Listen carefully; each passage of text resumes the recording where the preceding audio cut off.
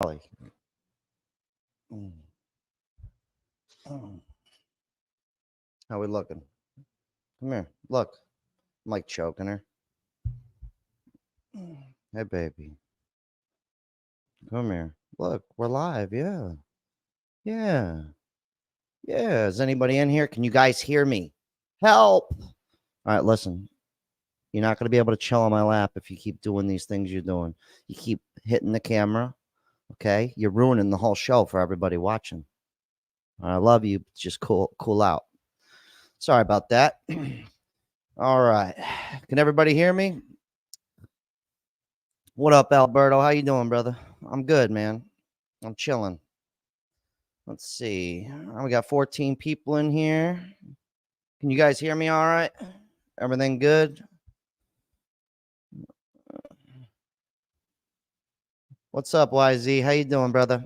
Loud and clear. All right. All right. That's right. Buckle up, baby. All right. Red Leather Podcast, your grandma's favorite podcast, your uncle's favorite podcast, Kevin Costner's favorite podcast, allegedly. That used to actually be my original thing when I started this thing out. I used to say that in every show, but people would just click off before I would finish Kevin Costner part. So I'm going to bring that back for the live, though. Let's see what we got. Who's all in the chat? Stomp the Elites. What's up, brothers? Stomp the Elites. He's in the Patreon. I appreciate everybody in the Patreon. It means the world to me. It really does. Seriously. I know I don't post anything there. Not yet. I will. I want to make it special. I don't just want to post just anything to it. I want to like make something special for the Patreon. I appreciate everybody there. Alberto, $5. Love the show. You and Abud should collab. Yeah, that dude's who knows if I could even get a hold of him. Maybe he'll would come on the stream. That guy's got a lot of check out his channel. It's spelt exactly how this guy just spelt it. It's on YouTube. Let me see. Boom, boom. The dude's got some. He's a bit out there, but usually he's not wrong. If you guys want some very forward content, Abood is a good dude, and he's not monetized either. He's just wants to talk his shit. I see a gangster and a black cat. Yeah, you do. You do. Let's see. Yeah, so we're gonna have a good show. If you guys are new here, gonna kind of just let anybody jump on the channel. I'm gonna put the link in a moment here. Just kind of get warmed up. Let's get some more people watching. Oh, my boy Taco.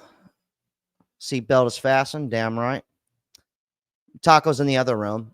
Yeah, I know. It's classic. He's literally right next door. He sleeps 10 feet away. Let's see. Chuck Nasty. Where's he at? What's up? What's up, Chuck? How you doing, brother? I'm about to get the link in here. So anybody who wants to come on the show, I'm going to put a link in the chat. You don't need a fancy setup. You just need your phone. If you don't want to show your face, it'll give you an option. Let's see what we got. Oh, looks like Richie's in here. This is one of my best friends. Do you know what happens at the mall in May? That's a stupid inside joke that nobody's going to understand. Let's see. We got Keith Peterson, 13.8K subs. This channel is blowing up. Yeah, thank you. I appreciate that. Thanks to all you guys. And you know what's funny though? Is like even in my head, like from people who just watch, like I had a friend call me and he's in town. And he literally, this is exactly how this conversation went. Just get ready for this. This is beautiful. So how this guy's like, dude, your channel's blowing up. This is sick. The dude, like the perception of like a lot of people think 13,000 isn't like a big number. They're like, and I get that because in my head, for some reason, you need, I'm like, well, I need at least 100,000 subscribers to be like successful or like to quit my job. It's just something that we kind of have in our heads. And, but my friend calls me, acquaintance, and he was like, oh yeah, I see you doing your little YouTube thing, man. He's like, that's cool. He's like, you want to kick it on Sunday night? I'm gonna be in town. And I was like, no, I can't. I'm going, I got to do this. I'm doing a live stream Sunday night. So I just can't do it. And so he goes, "Hey, thanks for the $2. I really appreciate you. Good Sunday. Great stagecraft / set. Thanks, man. It's just my living room. It's my wall unit. Get on in here. Welcome to my house. You don't need to take your shoes off. It's cool." But he was like, "Wait, so you actually?" He's like, "You making money from that?" Because in his head, he's so like an Instagram kind of person, and to him, I'm not like this is like, you're not making any money doing this. And so I basically just didn't tell him anything, but I was like, yes, I get paid from it. And then he got curious once I said I get paid from it. He was like, "Well, how much are you making?" And I'm just like, I can't. I'm just not even gonna get into it with you. I was like, "You can go watch a video on my channel, or I'd say how much I make, but I'm not gonna." He won't do it though. Most people you tell about your YouTube channel aren't gonna fucking watch it. But yeah, anyways, I just thought that was kind of funny that even with the 13,000 subscribers, I'm stoked. I'm more than happy. I don't want anybody to think I'm not. I'm fucking elated. So I appreciate all you guys. Like, I am stoked. "Hey, Jack, I'm one of your female fans. Love your content. Please keep going." Yes, of course, Sammy. I will. Will do. I appreciate you being here. I went to check out a car this week and then would not go down $1,000. Mind you, they did not check my credit and wanted me to finance at 11%. Yeah, people love those car videos. I just dropped one and seemed to do pretty well. But people love those car videos. And it's true. I actually haven't drove my Cadillac in a long time because I have an old, you guys know how I am. Fucking just own your car. Just do it. It's going to make sense. But yeah, it's pretty ridiculous out there. And it's funny. Ethan Wallen, my boy. What's up, player? I've known Ethan a long time, but we're internet friends. Never met in person. But yeah, dude, it's funny. Like, if you go to a dealer, they usually won't budge. But if you go to a private seller, if I was selling a car for 10 grand and somebody pulled up to my house with $9,000 cash, I'd probably be like, okay, it's fine. I'll take it. But somebody did make a really great point though about the cars that I kind of forget to talk about in the videos. Like, people who live, some guy in New Hampshire, right, where it snows, was like, he's like, "My only problem is I don't want to freeze to death in the winter." And I was like, "That's true. I didn't really think about that. I live in Florida, so it's, there's no snow here." So that sucks. It really does. But it shouldn't be at the point where it's like I gotta pay a mortgage for a fucking car. It just shouldn't be there. Major Muffalo, that's a good name. Thanks for the $2. Keep up the awesome content. Thanks for the laughs. Of course, I'm here at your service. What's up, Jim? All right, it looks like we got 80 people up in here. I'm gonna go ahead and send the link out, and anybody who wants to jump on can hop on in here. Just click the link and figure it out. It's pretty easy. It's not that difficult. The link will be in the chat. Let's see. Let's see what else we got in here. Who's all in here? Much love from Ohio, man. I was actually just in Ohio. It rained the entire time. I was just driving through, going up to Michigan. Just raining. Just shitting a brick. That was great. D. Washington, thank you. You're amazing as well. I'm trying to get everybody in here. D. Boom, boom, boom. Let's see. Hold on.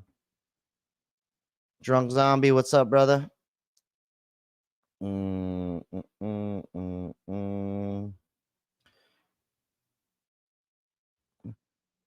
it's funny. My dad's from Chicago, but I've never been.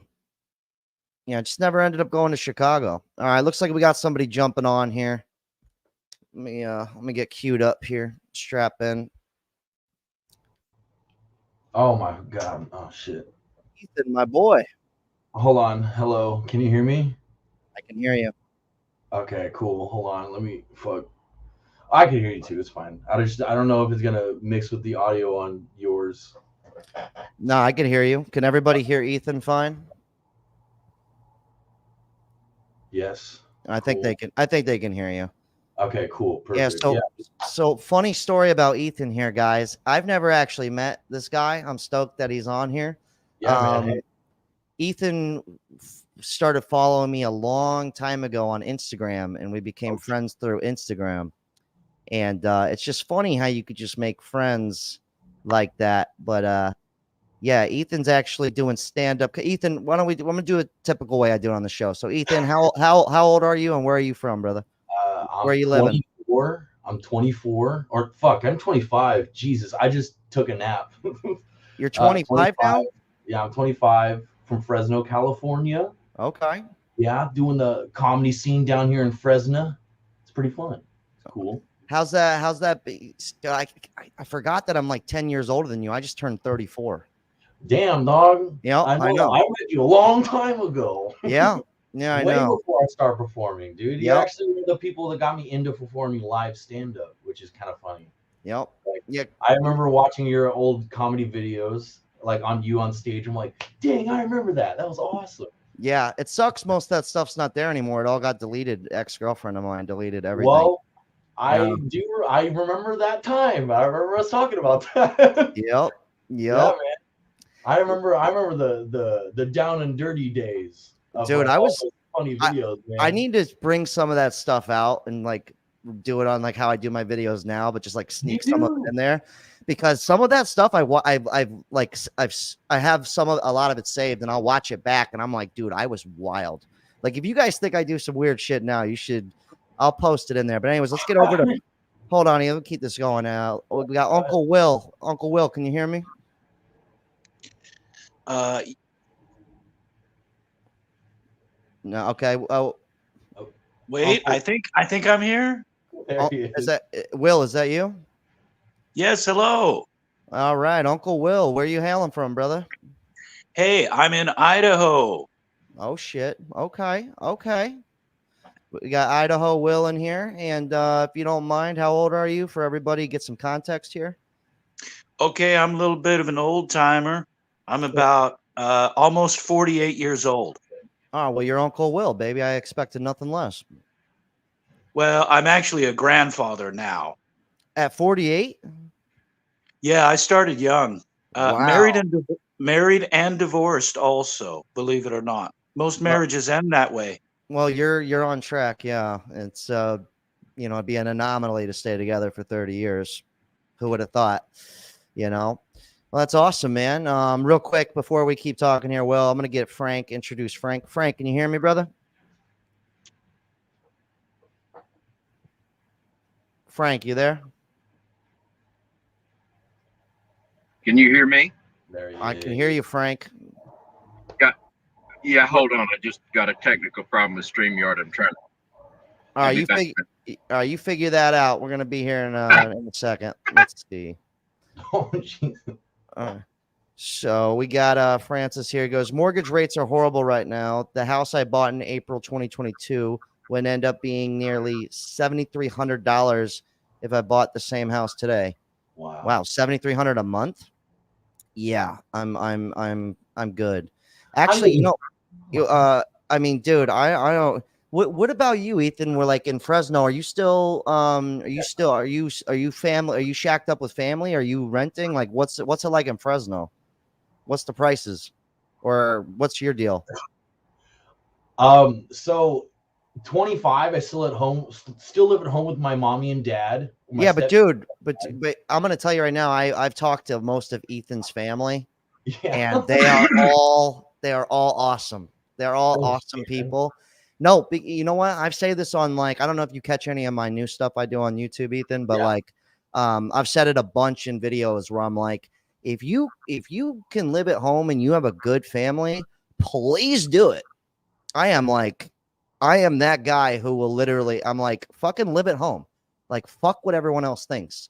Like I don't Hell care what women think. Like fuck them at their house. I don't care. You know? Like Mhm.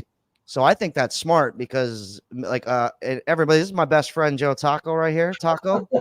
I was about to say, this man looks like another version of you. Yeah, that's my boy, man. Yeah. We in Yeah, here. yeah, Taco's Taco's in the room right next door, ladies and gentlemen. Oh dang. Huh. He could just be out here with me. I would have hooked up a second microphone. Oh damn. I only bought 3 of these fucking things. Yeah, Wasted I'm a bunch really of money sick, on though, those. so I'm kind of sick right now, so I should probably keep the distance. Yeah, you really should. I don't need any of that. No. Yeah, like So, well, me and Taco, me and Taco, we have this discussion all the time. Like, because I'm 34, Taco's 30, and when people are like, they have this thing, right, where like so many people are like, I have to live on my own. And it's like they would rather struggle and like live on their own. I don't know why I'm doing that. They would rather struggle and live on their own than, work with somebody or like live with their parents and like have a good life and be able to not stress out and be able to save money. It's literally makes no sense. We got Mike the Mugger here. He goes, I started noticing the insane rent almost 3 years ago and things have not gotten better. Yeah, they haven't. Yeah, He's in I Dallas. almost did that too. Just Yeah. that urge to just want to live on your own, just to be on your own, and then it's like, yeah, you got to stick together nowadays. You really do. And this guy's in Texas. He goes, but pretty much all the apartments around here average at $1,200 for a shoebox. Yeah, like here's the funniest part, right? So me and Taco, we had another one of my friends living here who just can't seem to get his shit together as badly as we want him to. And we're actually happy he moved out. We love this guy, but we're happy he's gone. We were like, thank God he's out of here. Like, I'd rather pay a little bit more money than. Anyways, we're not going to go down the road. But the point is I offered him to stay because I was like, look, I got my dad in a nursing home. You could take the other room. And, I had 2 rules. I said, no smoking weed in my house. You can go smoke weed outside. I don't care. Go smoke weed at the neighbor's house. I don't give a shit. Just don't smoke it in my house. And the other rule is your girlfriend can't be over here all the time. She can come over like once a week. We're talking about a guy who's, mid 30s, cannot get it together. All right. And he said, all right, I got to go. So he goes, get ready for this. I got to talk about this. So 35-year-old man. I love this dude. He's one of my friends, but I'm going to roast him. 35. Okay. His girlfriend's 21, 22, whatever. Hold on. And I'm all for it. Like, that's fine. Do what you want to do. I'm cool with that. But he moved into her apartment and she has 2 roommates versus staying at a place where, you have that camaraderie, the guy that like I'm doing stuff with myself. Taco is working on his life. He could stay here for a very cheap amount of money. But this man said, no, you know what I'm going to do? The girl I've been dating for fucking 5 months, I'm going to go move in with her and her roommates. And I'm just going to make my life harder. And I think that's where we're like, I think I could be tripping, but I think this is happening on a mass scale with people where they're just like shooting themselves in the foot. I mean, Taco, what do you think about that? Like, am I tripping out on that? Or No, absolutely. I mean, I just can't believe, like, in your mid 30s, like, you'd be doing something like that, because that's like kind of how my mentality was when I was way younger. I am. But now, no. I mean, like, oh man, I would rather stay somewhere way cheaper. I mean, not move in with some girl 10 years younger than me, dating her for 5 months. It's just. I mean, Taco, look, can you see this comment on the screen or can you not see the comments? Jack's a cock block. Look, first of all, like I always preach, don't fuck them at their house. Okay. Well, yeah, because we just don't want that. Dude, first of all, these 2 people are they're loud, right? They're just loud people. And I'm not saying, don't go have sex. I let the broads stay here a bunch. But they're loud as fuck and they're messy. And they're not even, if they're loud having sex, that's one thing. But I'm not talking about that. I'm talking TVs blasting. It's like ridiculous. If she's moaning and shit in there, that's fine. Get it, baby. But like when you're I'm sorry, somebody might need to hear this, but if you're fucking in your 30s and you smoking weed at 10 a.m. and you're concerned about if your girlfriend can come over or not, in your friend's house, your priorities are I'm sorry, I can't help you. And it's like, and the thing to add too is like they were like inseparable. So it's like she would have just been here every day, all day, and it's like she was just like basically gonna move in. Yeah, no. Yeah, and Taco said it best. He's like, bro, next thing you know, you give him that room, he's gonna be sneaking her in here like Anne Frank, bro. And you can't be having that shit. You cannot be having that shit. And I was like, you're right. Look, Jim goes, go outside, smoke weed, and bang her out there. Go bang her in the bush, man. Okay. You know, women want adventure. Okay. I could be wrong, you know. I'm not gonna lie. I've had sex outdoors a couple times. Is it the best? No. But you got it. Sometimes you got to do what you have to do. Can I ask you something? Absolutely. That's what we're here for. I'm a person that smokes way too much weed. Oh, I used to be there with you. I know. That's what I'm saying. That's why I'm like. That's why I'm asking. Like, what did you do to kind of like cut back a lot? Well, let me tell you something, Ethan. I woke up one day. And my mom, don't take this the wrong way, guys, but I woke up one day. My mom was dead. My dad's brain dead. And, well, I think I froze. 1 second. You did freeze. Hold on. Okay. All right. Here we go. I woke up one day. All right. And everything is not what I thought it would be. And I was asking myself, what the fuck have I been doing to lead me to where I'm 30 years old, smoking weed and doing the same exact thing I was doing at 22. Like, what led me here?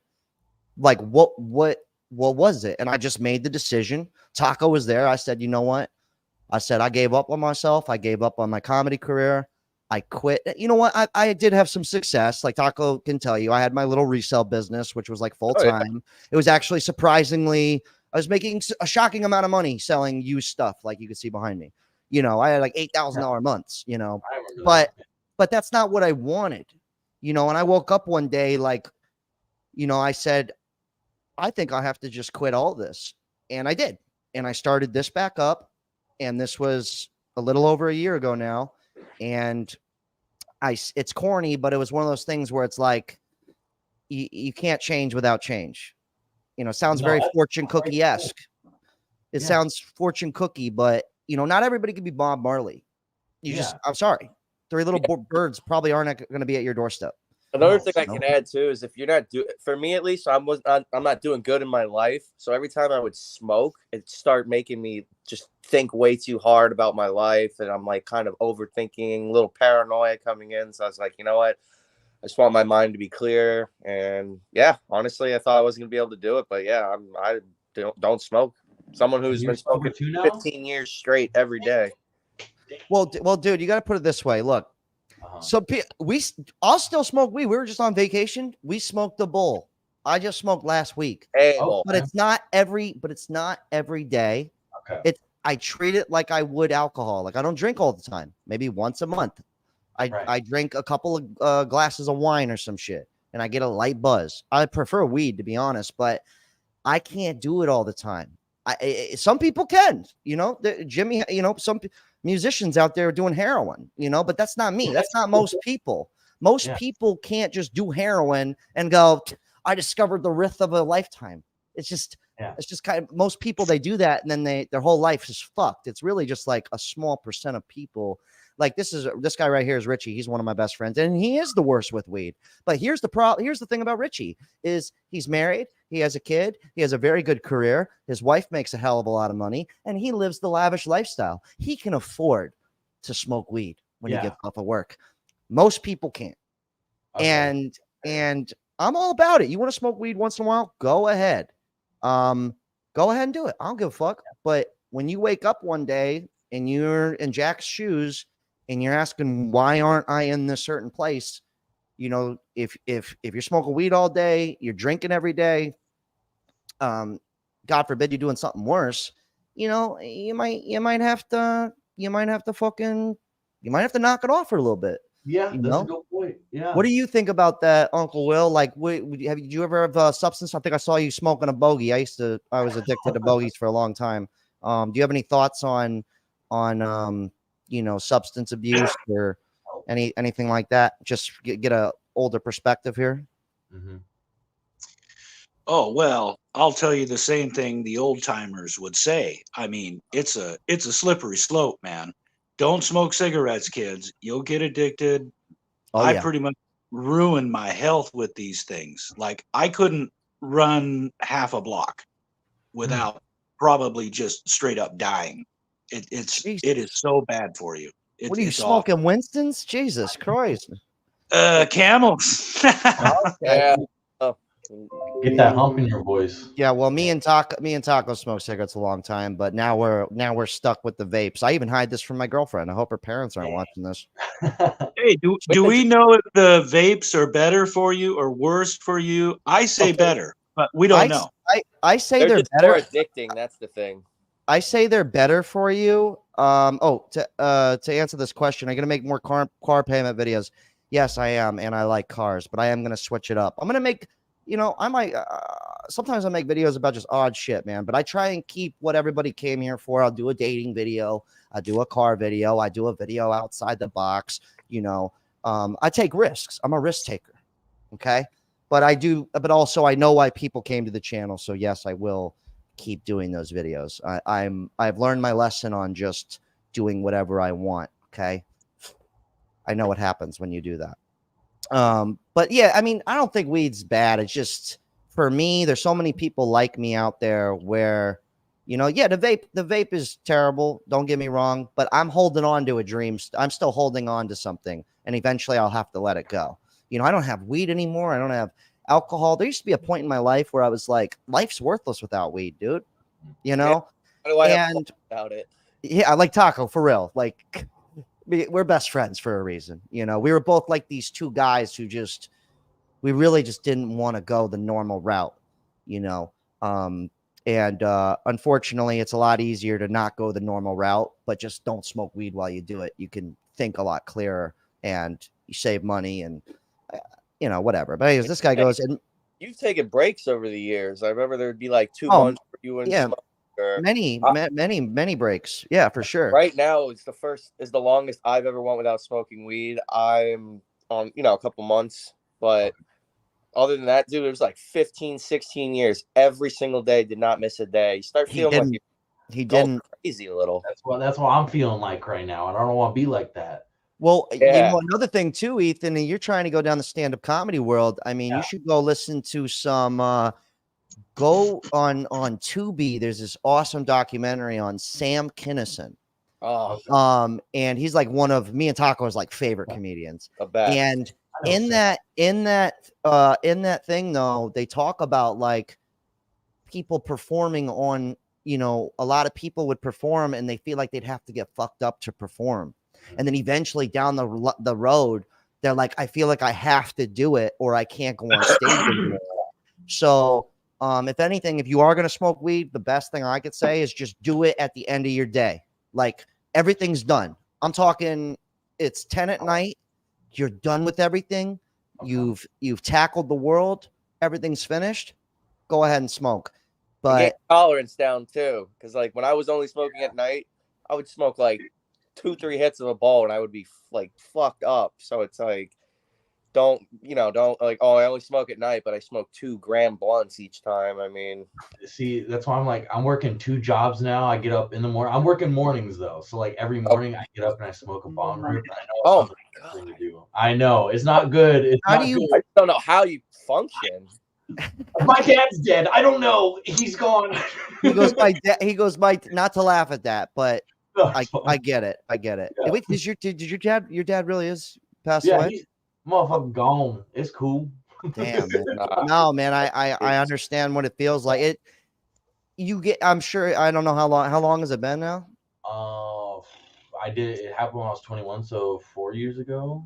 Yeah, it gets a little bit easier after like the 3rd year, but if you ever want to rap about that, you ever feeling like I still get those moments all the time with my mom, and I'm older than you, so it's like it's not easy, dude. I'm sorry about that, man. It's it's just every time I see a Del Taco, I start breaking down a little bit. It's weird. Your dad loved Del Taco, dude. I get it. They got those great fries in the cup. I get it. What are we doing? You know what though? I put in one of my videos where it's like when you lose somebody, it's like, don't think about you lost them. Like they're still there. Talk to them. Yeah. I talk to my mom all the time, and I talk to my dad. My dad's still alive. He might not comprehend anything I'm saying ever, but I'm grateful I could at least talk at him, I guess. Me and Taco have that joke where we go, I'm talking at you, boy, not to you. This guy goes, here we are. Marat goes, in many other cultures, the family moves out their son and daughter when they marry and create their own family. I just moved out at 28 with my wife after we both finished college and just had a kid. Hey, congratulations, man. There's a lot of people, there's a lot of families. Like it's me and Taco was seeing it living out in LA. Like, you know, the muchachos, that's how they get down. They all live together forever. And they're happier than shit. They're out, they're having barbecues all the time. Their rent's so cheap because everybody lives there. You know, they all like pool their money. Yeah, they like, dude, how happy were our neighbors next to us all the time? There's always smiling. Ecstatic. Like, I'm jealous. Like, we have no bills. We're chilling. Like, like we're good. You know, it's like YZTC, he's always got some brilliant stuff in the comments. He goes, most I know that smoke pot want to smoke it all the time and anywhere they want. Yeah, that's like our friend we were talking about earlier in the discussion. He would say, so I had 2 rules to live here. You can't have your girlfriend over all the time. I didn't say you can't have her over ever. Just not every day. And no smoking weed in the house. Well, guess what? And this is he's older than me. So one time I come home, he's literally smoking a joint in the fucking house. Nah. And he goes, and I go, bro, what are you doing? And he goes, I'm just trying to get my $700 worth of rent. I'm like, and he likes to do this thing where he goes, I'm a grown man, bro. I'm like, oh, you're a grown man living in my house. Yeah. Like, what are you talking about? And but friends, that's what friends do. You need to be able to tell your friends what they need to hear and say good things behind their back. Right now, I'm roasting him, which is fine. I don't care, because right now it seems that I can't do anything for him. So fuck it. I don't care if you guys know, and he's not gonna know. He's not gonna watch this anyways. Okay, he used to be watch it's like the one time he's no. He used to be yeah. He used to be on the podcast, and I would have him come on all the time before we had any viewers, and he wouldn't even watch the long form. He's like, we did like 10 of them, and he's like, I haven't even watched one of them, and I was like, all right, you're off the show. I'm going solo. Get out of here. Yeah. I did. I went solo. I was like, all right, we done. I'm done. Like, ain't gonna watch your own video. This guy goes, I vape THC for pain and a smile. Yeah, well, you know what? Stomp the Elites, you're a different category of person because you have enough extra spending money to donate to me on a monthly basis on Patreon. So it's safe to say you're doing pretty well. You could smoke all you want, Big Daddy. But a lot of people, though, unfortunately, they just can't. Oh, they can. They can, and they are. But they're not where they want to be, and they're not necessarily probably doing the best. And I see this all the time. Yeah. Well, I come from me and Taco came from a skateboarding background where everybody's main objective is to party and skate. Right. And they will do that for as long as possible. And they're holding on to that dream. They're in their 30s now, some of these people, and they're still holding on to this thing. And they're wondering why, they're not even wondering. They're just drunk all the time and stoned. And it's like, I don't care. Do your thing. But it's unfortunate because I don't like to see people, I think a lot of people have a lot of potential to at least do something worthwhile, instead of just hating their fucking life. Yeah. Let me see. Hard to go every other day, but it doubles the high. More cosmic bang for the reefer buck. Okay, if you smoke every other day, I get it. That's true, though. That is true. It is. This guy, one puff. Yep. Tom goes, weed is really bad. Will fry your brain and make you eat garbage. No bueno. Yeah, you know what? I still will smoke once in a while. So I don't necessarily. I think anything's good in moderation. You want to smoke fucking heroin once in a while? No big deal, dude. No, I'm just kidding. Don't do that. But I don't think. I think the everyday shit, I agree with you. It is, like I said, anytime I took a break from smoking weed, like throughout my life, I accomplished a lot. Mm-hmm. I did every single time. I quit. The first time I quit for a year was the first time I started my own business. It failed, but at least I started it. Yeah. Right. And I got a lot done that year. And then the second time I quit, I ended up putting out like the best skateboarding stuff I ever put out because I had nothing but focus, and I saved the most money I ever saved in my life. The first time I ever saved like a lot of money. I wasn't smoking weed. Who would have thought? So that was cool. Let me see. Most people should listen to Mark Cuban's advice about lattes and being good at your job instead of criticizing him over it. But it's easier to criticize. Yeah, for anybody who didn't catch that video, Mark Cuban basically said if you want to be successful, you have to become truly great at something, and that just takes a long time. But in the beginning of his message, he mentioned not buying lattes and expensive dinners every week. So all anybody heard was lattes instead of, so that's all they heard. And I was like, well, he said some good shit. He didn't say like, hey, become a billionaire like me. He was just saying like, become very valuable at something, and then like money will come. Like, I don't care about being rich. I just want to make enough, not enough. I don't need to be a billionaire. Like that sounds stupid to me. I don't even make sense. I'd give it all away. I'd be on some like nobody should ever have that much money. Yeah. And for me, I talked to a bunch of other YouTubers, and some of them are just in it for money. And they're like, man, I need that. He's like, I'm waiting for that 50 grand a month. And I'm like, dude, I am stoked with 3 grand a month right now. Like if I start making 20 grand a month, are you kidding me? Like, what am I even going to buy? Like, I'll probably just end up buying another house and then rent this one out and just, make more money. And I'll just put it towards retirement, I guess. Like, what am I going to do with it? I don't care, like I don't have anything to do with it. Yeah. So anyway, that's kind of my thoughts on whatever we were just talking about. I don't even know where I was going with that. Oh yeah, a little spitballing. What about what about you, Uncle Will? How'd you find this channel? What drew you into this life, this thing we got going here? Yeah, Jack. So you just popped up across the YouTube feed. I didn't know you from Adam. So I'm like, oh, let's check out this this guy with the accent, And I don't know which of the ones I got into first. I do want to make a comment. Love the car videos. I mean, yeah, people seem to really, and I love cars. I have too. So people seem to really like those. I like it too. Man. Holy shit. A comment about that. I got a son. He's turning 22 this December. Okay. And he's in the Navy. And I warned him, of some things you need to think about before you kind of go off and do something like that. Basically, wrap it up. Don't go into debt. Wrap it up. Yeah. You know what I mean? Wrap it up. Wear a raincoat. Okay. I'll wrap my balls up too. You can't be too.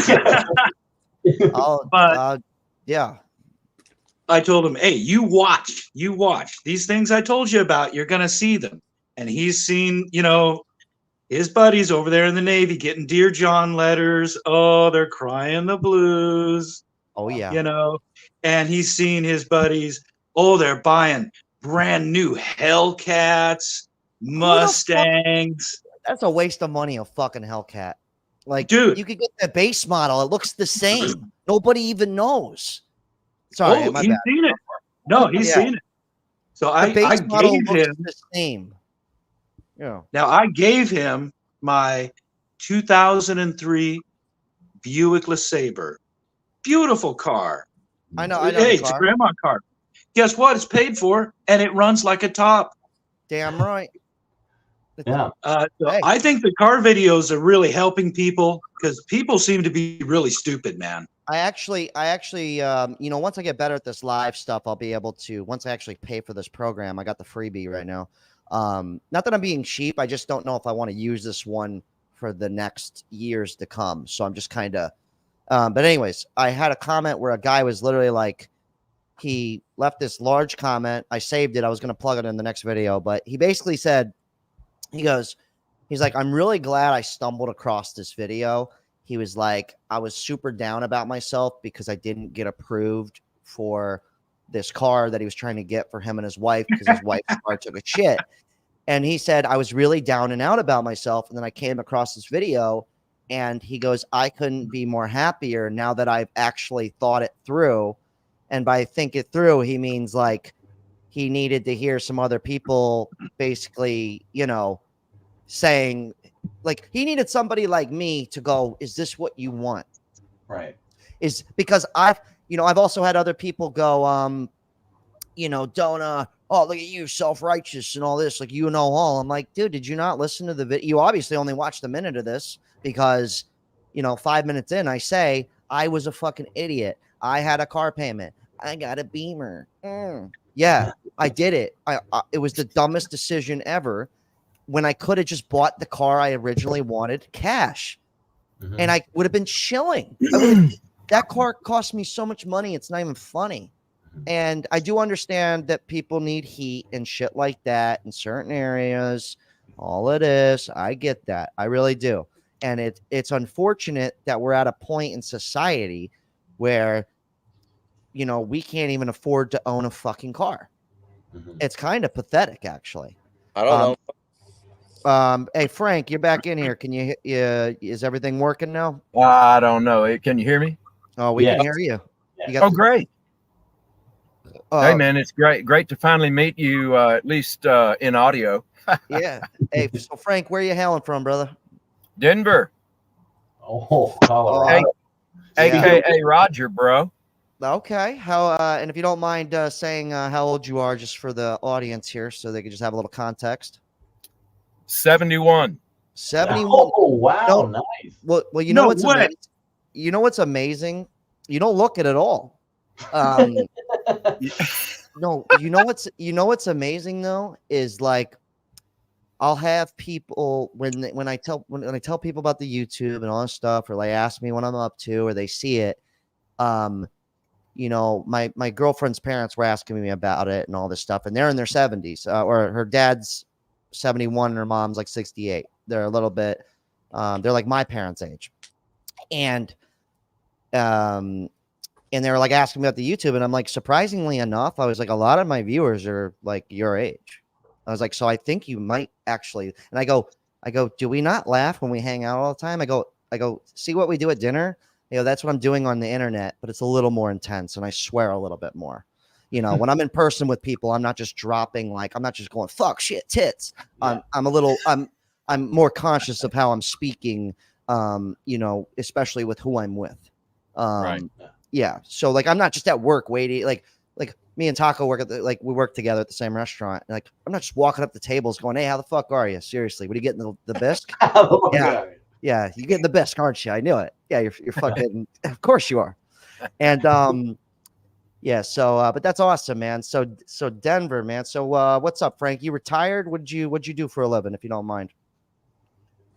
I manage about 30 major, I manage the night security for about 30 of the major commercial construction projects in and around downtown Denver. We have a few in Boulder, a few in Aurora, but most of them are close to downtown. Well, that's good. How long you been in the construction biz? Your whole life, or? I used to work for LD Blaylock in Dallas, but that was long ago. And I just got this because the hours are right and I don't have to do anything really. And I have jobs available. If somebody wants to contact you about it, you could relay my information. I didn't want to put any of my Signal or Telegram information on here. I didn't think that was proper, but if anybody needs a job, I had a guy I posted on Michael Malice's local channel just a month back. The guy drove here. I mean, he immediately got in his car, threw all his stuff in his car, drove to Denver. He's been with us for 2 months. He'll be here for another month. And he does 5 nights a week, and he's going to have over $12,000 when he goes to his next destination. Well, if anybody needs a job in Denver, Absolutely. Hey, my brother lives about an hour north of Denver. So Hey, yeah, if they can he pass, he don't even have a car though. yeah, no, you do need a car. But I had a Ugandan guy that I met on the street the other day. I got him signed up because if you can pass the FBI background check, I'll hire you tonight. Well, tomorrow night at 6 p.m. One shift or 7. I actually work 8. So I basically live at this particular project, and then I train people and I recruit and I go and do mobile checks and all that stuff. But it's $18 an hour. There's no weed test. Ha ha. Nice. It's $10.99, which is easier now than W-2 as far as taxes go. So it's $216 a shift. You can have 1 through 7 shifts if you want them. They're all 6 p.m. to 6 a.m. Work out with weights all night. I bring my power tower here. I slide it right out of the van, bro, and watch the David Goggins shorties. You just get it. You just running through the desert. But absolutely. Oh, I'm up to 1,000 now. Mentally. Yeah, I'm up to 1,000 knee raises now. Okay. I've been slacking on working out, but this guy Mike the Mugger goes, watching the auto loan market collapse like the housing market back in 07, wondering what the fallout will look like this time. Doesn't help that these new cars are built like disposable junk. Yeah, I agree with you, man. I haven't drove I have an 85 Cadillac. I haven't drove it in over a month, but I pulled it out today and just riding it, and I'm sitting there going, they really don't make them like they used to. They just really don't. They really fucking don't. Like, that's why I have all this old stuff behind me. It's more of it's just the quality. Like, even what my computer's sitting on, you can't see it, but it's just, the quality is just unreal compared to what they're making. Even like, you know what I noticed? Even like, I'm not a big sports fanatic. I was always good at sports. I was athletic, but I never cared to really watch them. But I noticed with because I've sold a lot of old jerseys and stuff like that. I've noticed even with logos, like I saw this couple today at the grocery store, and they were literally wearing the new Miami Dolphins, like logo stuff. I guess I wasn't really paying attention to the new logos, but I was like, dude, that logo looks like shit. It looks like a child made it, and not even a talented child. Like, not like some child prodigy made it, like really bad. Like, I want to pull it up. I can't pull it up on here, but everything from the quality of just goods to even something as simple as a logo is starting to become just the diluted. Tyler says, can I subscribe to you? I don't know if you're talking to me or someone else, but diluted. Yeah, I mean, you can subscribe all you want, brother. Yeah. Hey, Jack. Yeah. Hey, man. My phone's gonna die. I didn't look at the battery before I all came good, on. Will. It's all good. Hey, love to hang out with you again. I'll try again on the next live. Keep it up, man. You're doing great. Thanks, brother. Hey, great Will. talk. Great Bye-bye. talk. Thank you. Bye. Later, Will. Okay, get him out. All right, got him out of here. No, Get out of here. just joking. Hold on, we got Mr. Builder coming in too here. 1 second, Pat from Philly coming in. Hey, Jack. What's up, Frank? Yeah, I wanted to tell you one more thing about that job I mentioned. Yeah, of course. We only recruit people who are working on some kind of certification, because you don't have to do anything but show up, do one little 30-second thing per hour on the app. Otherwise, go back to lifting weights, go back to doing a podcast, read a book, whatever. But we recruit people now who are working towards some kind of technical or trade certification, or say written commercial driver's license exam. We had a guy, Joe, just went to the police academy in the September class, and he studied for a year for that whole battery of exams. So that's the kind of job we offer. It keeps people from falling asleep. We don't want people who are just here to pick up a paycheck. So it helps us to get somebody that wants to work on something to get a permanently better, higher level of income. They stay awake. If you just want to pull the money, you're going to fall asleep. We're going to lose the contract. Wow.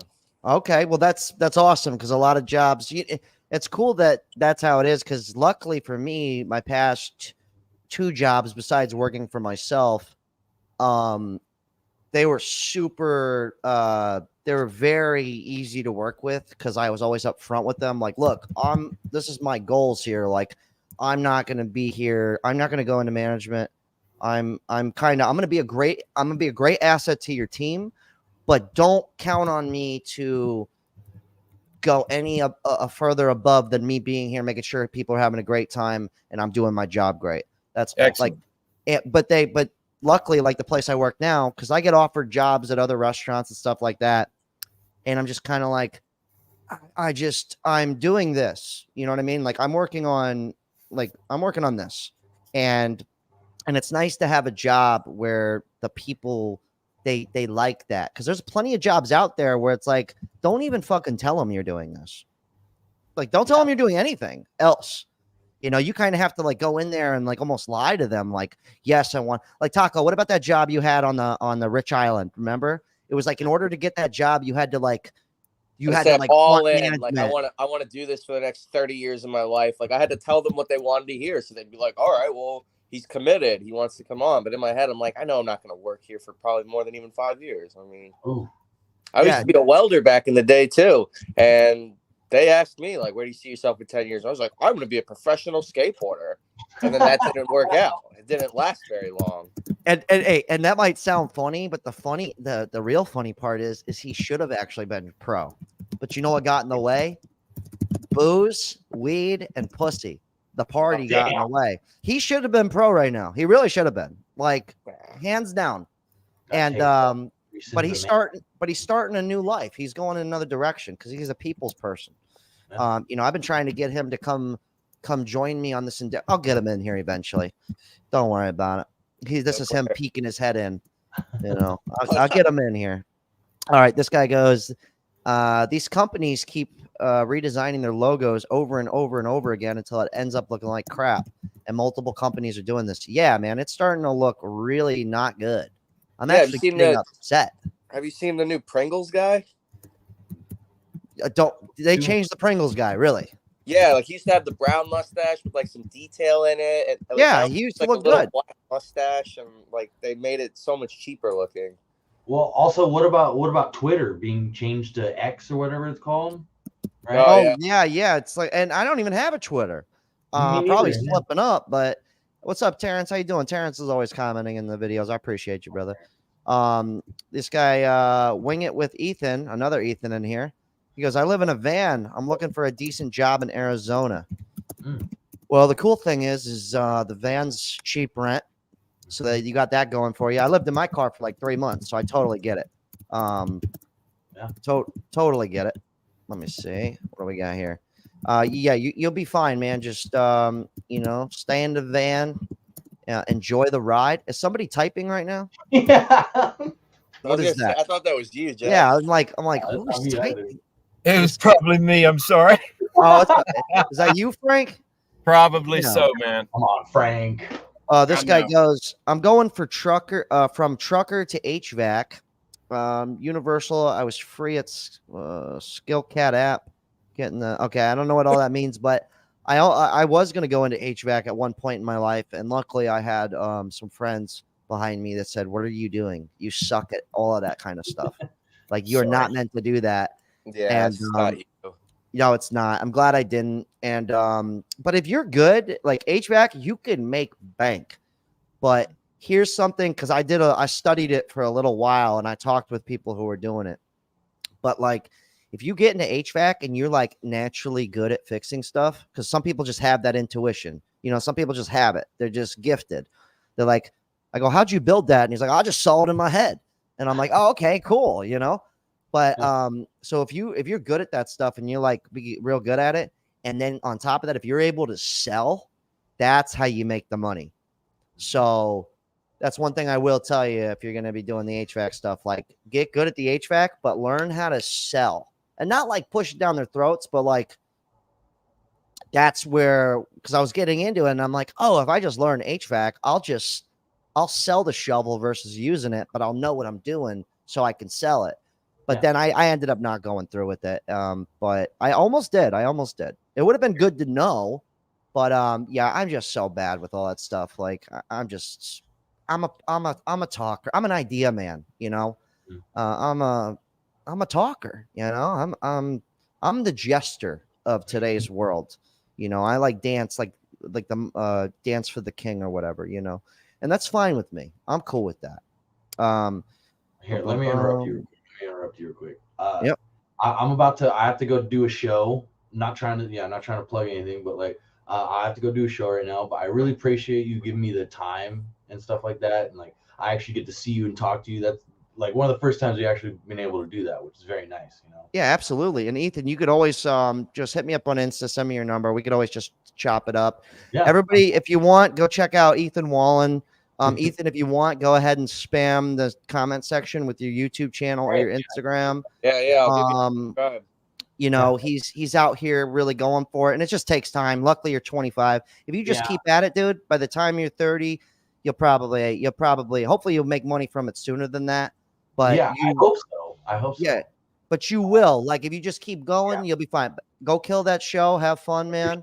Yeah, I'm gonna be in Austin in December. So if you guys want to come check me out, Austin, December 3rd through 12th. So yeah, thank you. I appreciate it. Drop your stuff in the comment section after you bail out. Leave your link and spam it. Love you, Jack. Thank you, Joe. Frank, love you too, man.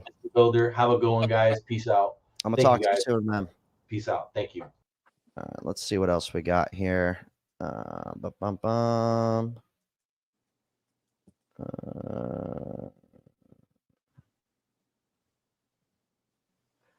me see. I'm just looking in here. Good evening, gentlemen. What's up, Pat? How you doing, brother? Not too bad. How was your trip? Oh, it's fantastic. I actually went here with me and Taco right here on the screen. To the right. We actually went on the road trip together. You didn't holler once. Get back to the chopper. Yeah, no, we did. Yeah, it was a great time, man. I never needed so many naps in my life, though. I will say that because we drove Tennessee, and then we went up to Detroit, and yeah, man, we had a good time. It was really fun. Much needed because we knew coming back that we were about to come into I've been working basically 7 days a week, but now I'm about to really be working 7 days a week. Because that might not make sense to anybody, but I was only working 2 days a week during the summer at the restaurant, but now I'm gonna be there 4 days a week, and then I'm also I have my Terrence, you could hop in. I got a link in the chat here. I'll drop another one. And anybody's allowed to just pop in, man. So come on in if you want. Let me see something. Boom. All right, what was I just saying? I just lost my train of thought. Anybody remember? You're working 4 days a week, and then. Oh, okay. So what I meant was I was putting all my energy into YouTube. So every day I was working, even if it was just from home doing the YouTube stuff, I was still working. But now that I'm back at it, now that the restaurant business picking up down here in Florida, now it's about to be like fucking double time. It's gonna suck for like 7-8 months, but it'll be fun. So I needed that trip, come back fully loaded. What's up, Damien? How you doing, brother? Not much, man. How you doing? I'm great, dude. Where you hailing from? I'm from Dallas. Sorry, I just jumped in. I heard you talking about HVAC, so okay. That's why I jumped on. So, is that what you do? Yeah, I do HVAC. So yeah, why don't you give like some context to that? So like, how long have you been in that game?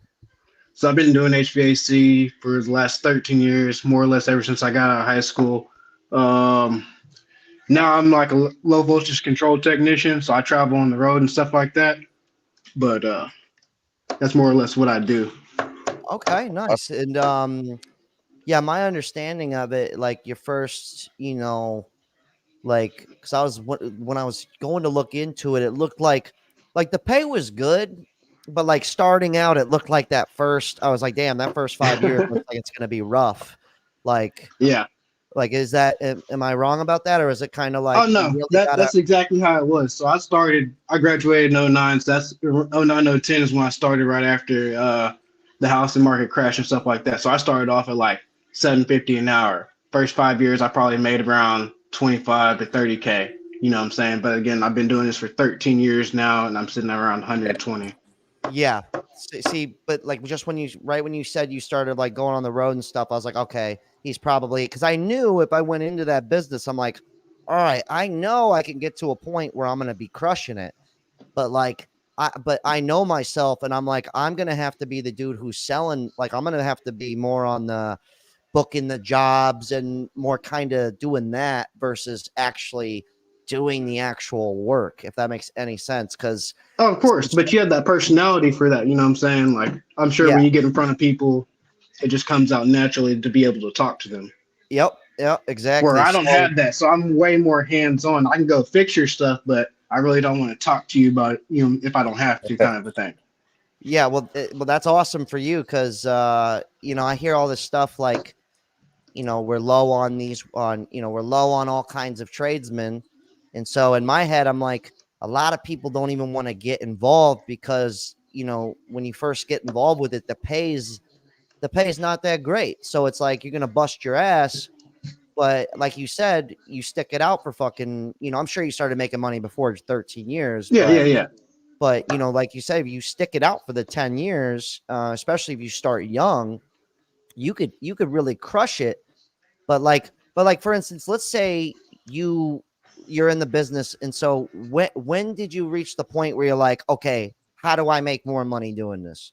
Like, how far along do you think you were? I think you're probably my age-ish. What are you, 33, 34, 35-ish? 32. Okay.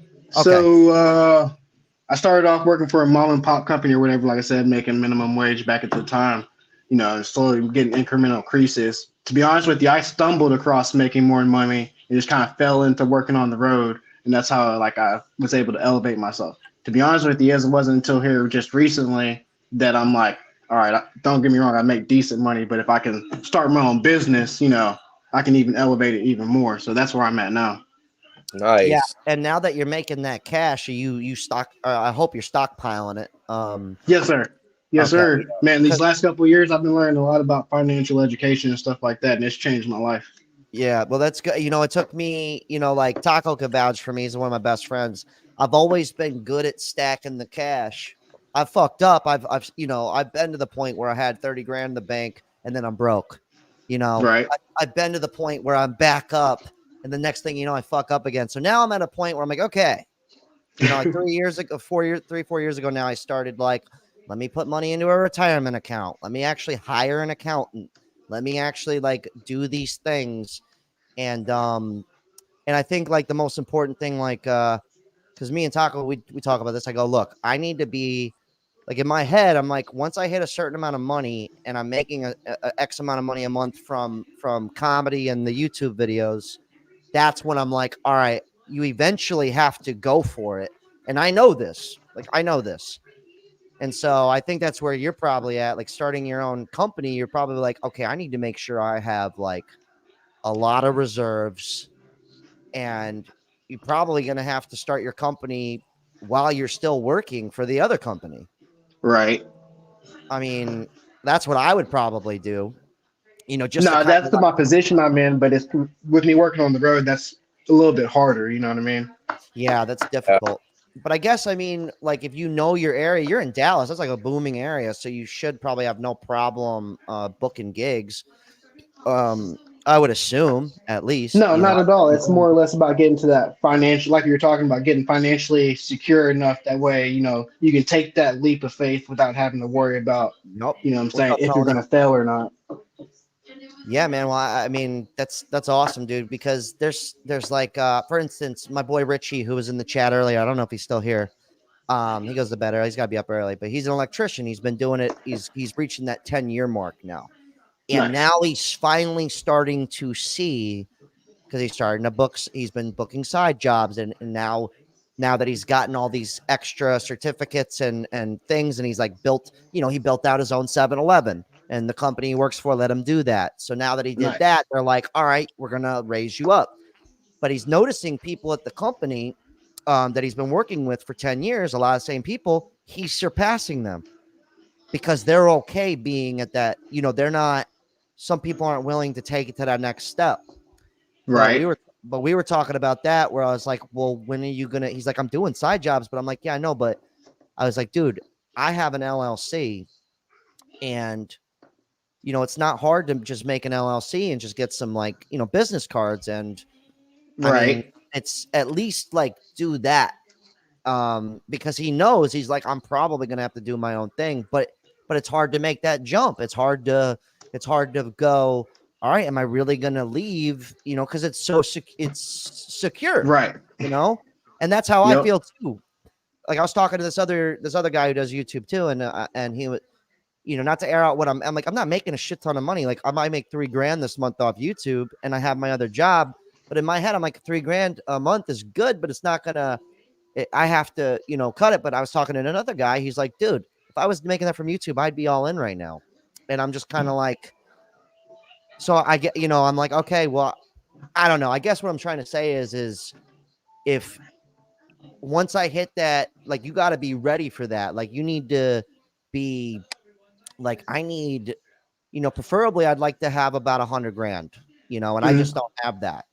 I'm not too far off, but, you know, also every year, you know, you got to put into for retirement, things happen.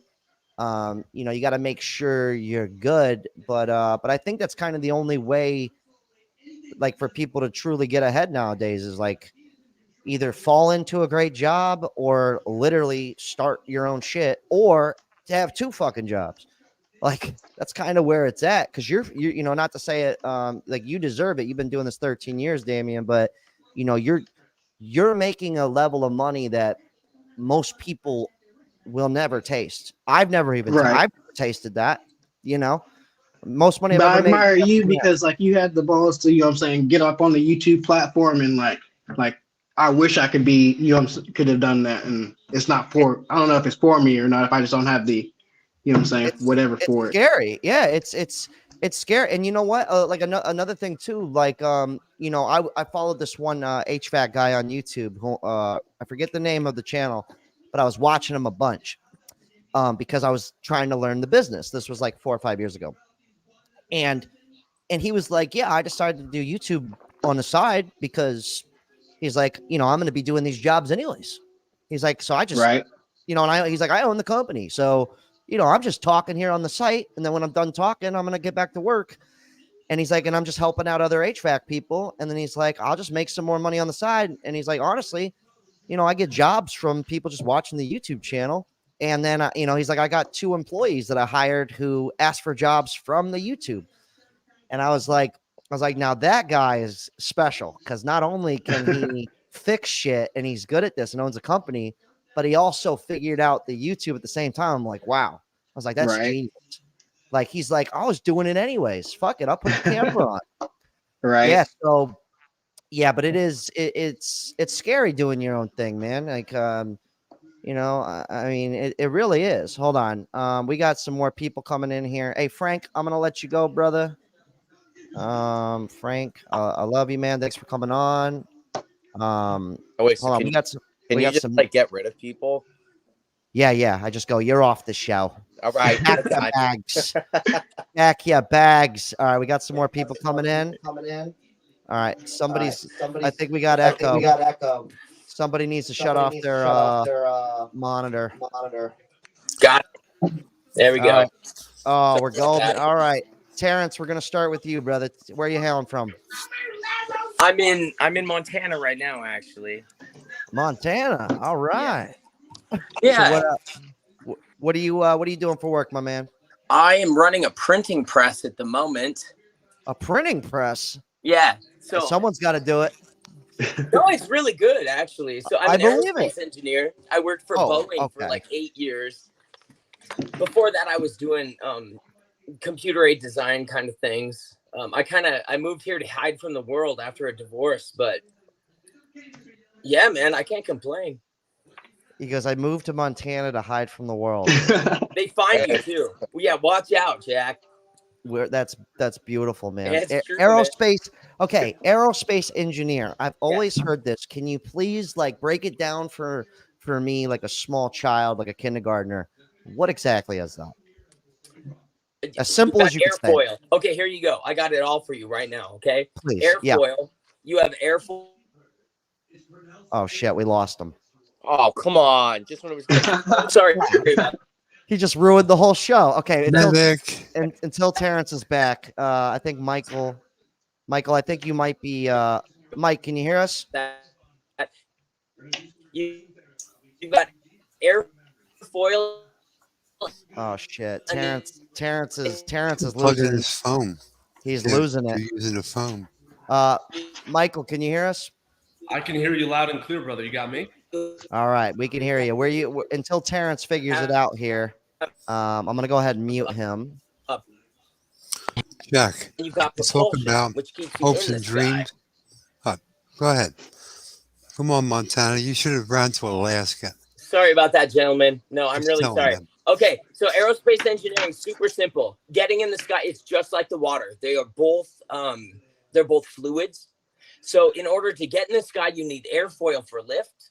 After that, you need propulsion, and then you're good. But the problem is, in America, you work for weapons companies. So I worked for Boeing for 8 years, and then I worked for GE for 2 years, and I decided I didn't want to do any of that shit anymore. And I never really made that much money. Your last guy, HVAC, 120, never made 120 working for Boeing. So it's like, fuck it. I'm going to make this life about living. And so I love my kids. I have a girl I love. Here we go. Oh, that's good, man. So basically you switched, you totally pivoted. I've pivoted so many times, Jack. Just like you, I started in restaurants, man. I made the most in restaurants. Dude, it's you know what? People think I'm crazy for leaving. No, dude, I'm telling you. I left a bartending job where I was making criminal money. Like that's the highest end. No, stripper money. Stripper money, right? Right. And yeah, and I didn't even have to whip my dick out or anything. It was great. Right. And you know, I quit because I was like, you know what? I'm gonna go work for somebody who actually wants me to work for them. I'm gonna take a pay cut, and then I'm gonna go back and I'm gonna continue what I started a decade ago, and I'm gonna figure it the fuck out. Yeah, bro. And you know what else really kind of hit me was like Taco here. Yeah. You know, not all the time, but once in a while he'd be like, dude, he's just like, what are you doing? He's like, what are you selling stuff on eBay? Yeah, selling shit. he's like, you're supposed to be making strangers laugh. You're making shit. We make shit, bro. And so I was like, but I had friends like that, and even strangers. One that hit me real hard. I was at a Chipotle, and this dude, his name was Michael something. I knew him in 8th grade for 1 year. Nice. And you should see my 8th grade yearbook. Everybody in there was like, you're the funniest guy I've ever met. And I'm like, I met these people 1 year. I went to that one school for that 1 year, and it was like I went there my whole life. Right.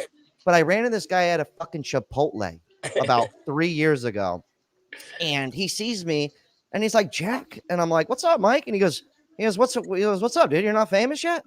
And I was like, and I just literally go, oh my God. You know, most people have to, like, there's that saying where it's like, you're going to be famous. Jack, no, I'm telling you, bro, you got this shit. Real quick. Thank you, Terrence. Okay, sorry. No, you're good. I appreciate the enthusiasm. But most people, you always hear them go like, you got to prove everyone wrong. Show them you could do it. Mine's the opposite. Yeah. Mine's like, I got to prove all these other people right. Yeah, it almost feels like more pressure. And I'm like, I was like, oh man, you know, but now it's finally working out. Even though some people are like, 13K, dude. And I'm like, I'm sitting here like, you know how long it took me to even get to the point of even making any kind of money? You talk these numbers. You talk these numbers. And I'm like a 45-year-old man. You talk these you look numbers, good. bro, they're not real. There's not dudes making they're not making that. I'm sorry. I'm really sorry. Like making as what? a professional, as like I never made that. So maybe they're smarter than they're probably smarter than me. Yeah, they're probably smarter than both of us. Yeah. Dude, I can't believe how much, like, I'm sitting there and I see these things and I'm like, dude, how are people making all this money? And I'm like, I guess I'm just not working hard enough. I guess. I mean, you know, which it's kind of, I've always done. I worked so hard. Like as a Jack, man what state are you in? at home, I was. Hold on one second, everybody. Let's calm down. My bad. No, you're. Jack, what state are you in? I'm in South Florida. I'm in South Florida. So. I was born and raised here, and me and Taco actually moved to California almost 10 years ago. We lived there for lived there for 5 years, and then then moved back. I moved back to Florida before the Florida boom, though. So we're I'm grandfathered in where I'm at. Property taxes fucking suck, and my HOA keeps going up every fucking month, it seems. Bro, everything sucks now. But we're doing good. Like we're more fortunate. Like me and Taco, we work together. And, you know, we know it's not going to be forever. So we're taking advantage of what we have right now. There you We know that eventually, you know, we're going to get older. We're not going to, you know, it's the cycle of life, but we're taking advantage of what we have.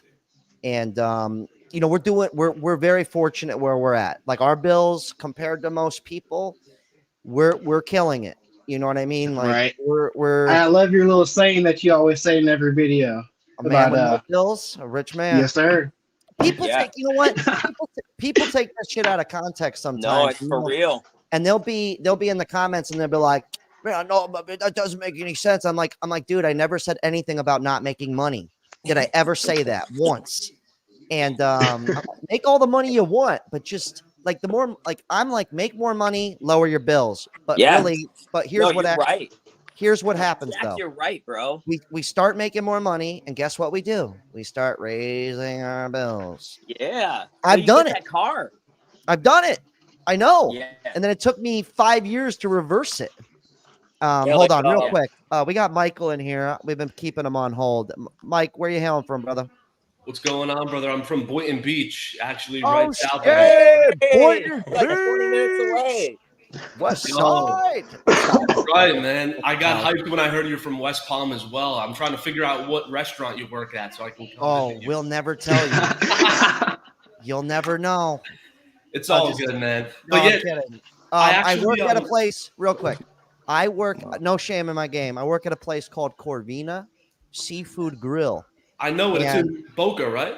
Yeah, and it's high end, it's expensive, but the food, like I'm not kidding you. Honestly, the food is fucking like stupid good. Like really delicious. And yeah, so if you ever come in there, just ask for me or Joe, and we'll fucking hook you up. We'll tell our boss, look, here's the deal. You give him 50%. We know him from the internet. And if you don't want to play ball, we'll leave right now. We don't have to do all that. I'll pay full price. I'm all What right. up, skating Park Vista skate park? Yeah, we used to grow up going to Boynton Park right next to Park Vista. I don't know if you're like born and raised here or anything. But I'm actually not, man. You know, I'm from the tri-state area. I moved down here right before COVID. And I actually lived in Delray in like a retirement community for a few years. But yeah, then, Delray is nice though. Delray's pretty sweet, man. Right off the Ave, I lived in a pretty sweet spot called Seagate. I'm not sure if you're familiar with it. But then I moved out here to Boynton. I live on the Intracoastal out here. It's pretty sweet, man. Got the dock going out onto the water, the whole thing. So it's fairly nice. Man. You're chilling. So what are you doing for work, if you don't mind me asking? It's actually why I hopped on here, because I heard Damien talking a little bit. So he inspired me to hop on here because I chat with people like him every single day from all around the world. People of all walks of life, people across the spectrum of experience in entrepreneurship. Myself, I'm an e-commerce and online marketing coach. So I teach people how to find products, how to build a website, how to market those things and actually make money online, right? By starting their own business. And I chat with tradesmen every single day of my life, literally for the past 6-7 years.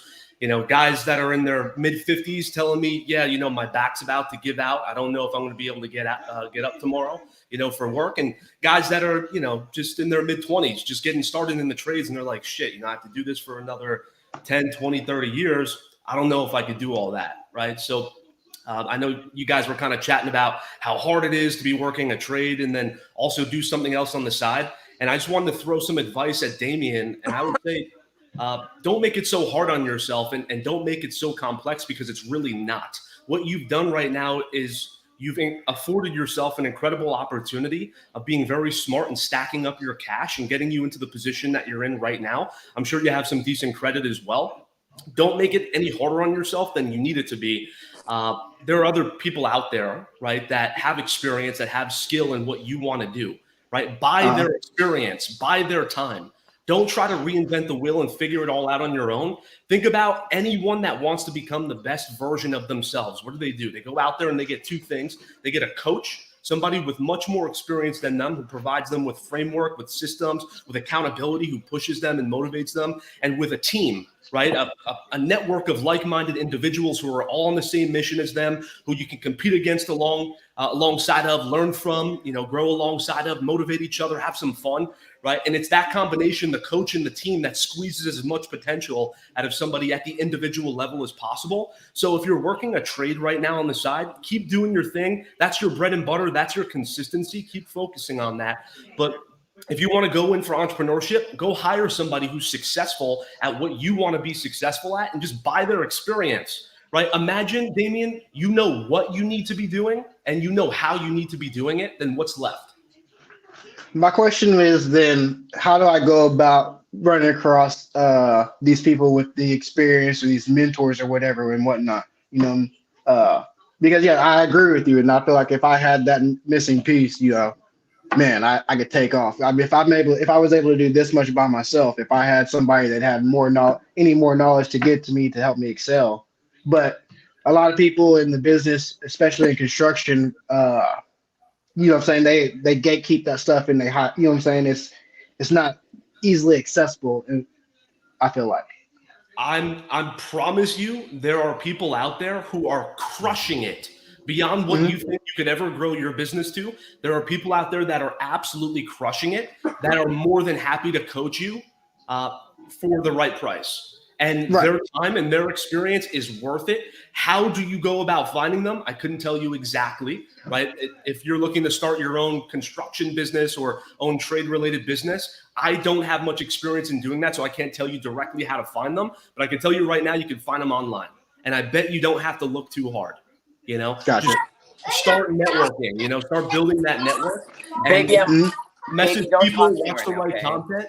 And you'll see that you'll all of a sudden start to learn about people who have an offer where they're willing to sell you their time, provide you with some framework in exchange for some money, right? And that's Yes, worth the world to you right now, for sure. Jack, yes, sir. Appreciate that. What was that, Pat? What were you saying, Pat? Individuals. I've been listening, and they talk about money as an amount. The current situation is not unique. When I was a kid, and I watched that skateboard video, by the way, and that was a trip. You like that? Yeah, I was like, jeez, this guy's doing that on a railing. You're lucky you have a nutsack left. Yeah, ma'am. Just putting it out there. But you look at money as an amount. And back then, my parents were explaining what Jimmy Carter was doing and what Gerald Ford had done. And it's not because they were lousy presidents, because they were ideologues. Not Gerald Ford so much. He was kind of wishy-washy. He had to take over for Nixon. But Jimmy Carter is a piece of crap. No, I mean, he is doing it deliberately. And when he gets over there and he puts the sweater on and he says, look, you got to go over to your thermostat. You got to turn it down to 68. And my dad looked at that and he said, you got to be freaking kidding me, right? We live in the most powerful country on the planet. And my father goes over and turns the thermostat up to 75. I said, Dad, you're going to be cooking us. Stick an apple in my mouth now. It's already hot enough. I snuck back down. But the point about the money is that was high inflation too. And inflation, you can have a stack of paper money it's not tangible. It's just paper. It doesn't have anything backing it up. It's worth less and less and less as longer the recession goes on. And when you start sliding into something more than that, the depression didn't just happen. You slid into it. And government policy, monetary, fiscal policy, Right, bro. having assets in your hand. I'm not talking about gold or silver because I got brass and lead. I can take your gold and silver. And I've covered the basics always. So civil unrest, you see what's going on. You take turn the TV channel on. You'll see. This Well, is not. Pat, Yeah.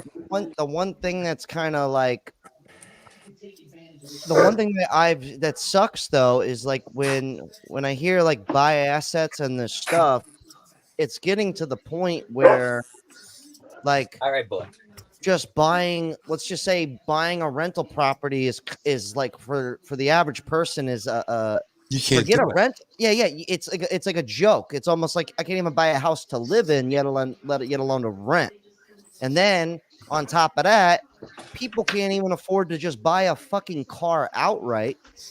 And then on top of that, it's like stacking cash. Yeah, I guess it's, buy assets, but at the same time, a lot of people can't even just simply save up enough cash to even attempt to buy an asset that's starting to seem like it's not even worth it. So yes. that's kind of, You're talking about assets that are, houses, cars, stuff like that. I'm talking about assets that are basic stuff. Basic stuff you need to live on every single day. That when you go to the supermarket, in just 2 months, that's increased by 50%. yeah.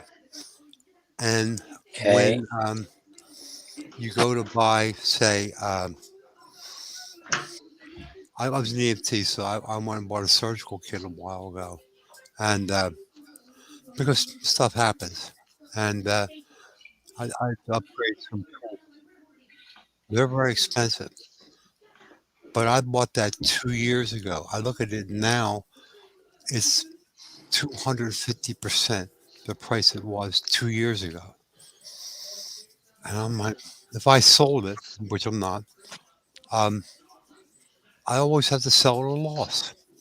So I'm going to keep it because that's what I do. I can understand how to use that. I'm not a very good one. I'm not a doctor. I can patch you up. I'm not going to do surgery on your ass. You get shot. You get shot. I plug your wounds, and then we go off to the hospital if there's actually one that exists.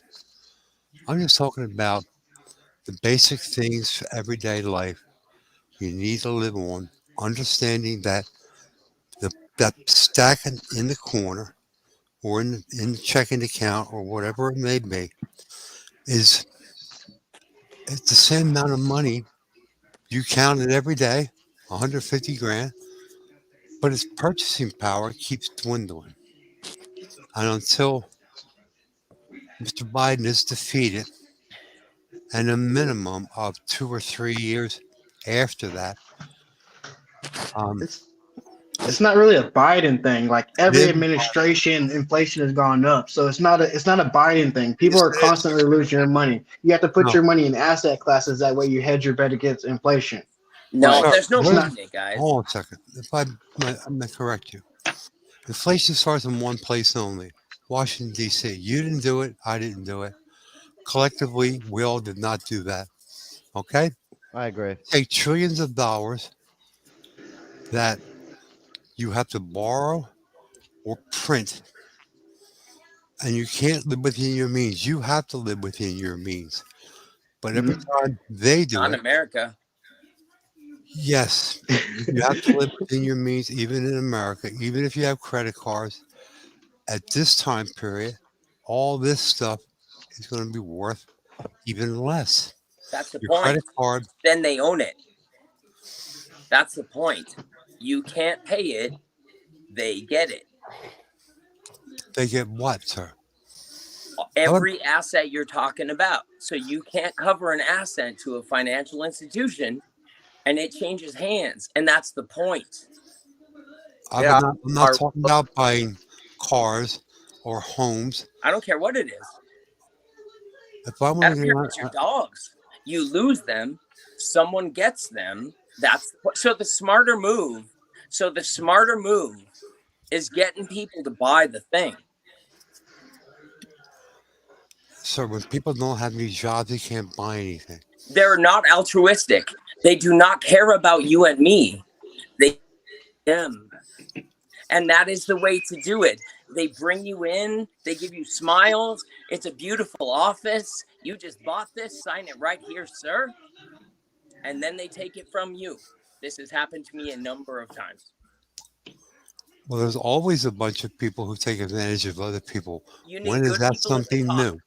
If there's no good people at the top, then the bad win.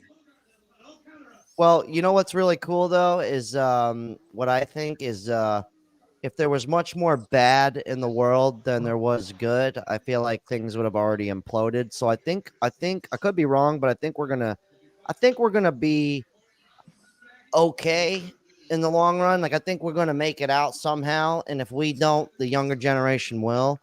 By being strong. Yeah, but I will say though that I think I'm optimistic. I'm hoping things You are. pan out. I'm No, I hoping love it. things pan out, and I am actually concerned, like for myself too, because I'm like, shit. You know, according to my family's history, if I go down the road my grandfathers did, the way my dad's heading, not with the dementia stuff, but just like age wise, all my grandparents lived till their 90s, especially the men. So I'm sitting here going, fuck, I'm gonna have to be, you know, I'm gonna have to like be able to make enough money and be good until I'm, you know, I'm 90 if I go down the rate they're going. And I'm No, Jack, sitting there, factor in kids now. You got to take care of kids till you're 90. yeah, well, yeah, if I probably will have a kid, and then I'm gonna have to be like, you know, I'm gonna have to basically do how my dad did with me and be like, look, you know, I'm gonna have to kind of train them young. Like, look, you're gonna have to make money, you know, because I've always had something I've been doing on my own. You know, I would say I was successful in a sense where I was able to do something, always had my own thing, to make money. But even though if I had a job, you know, but I always had my own thing to generate more income. And out of a lot of people, I was always good. It was always like, I was never tripping on money. Yeah. Was I rich? No. You know, did I always have a roommate? Yes. You know, but you're smart. You're forward thinking, but trust a guy who's been married and who has gone through this ringer. All right.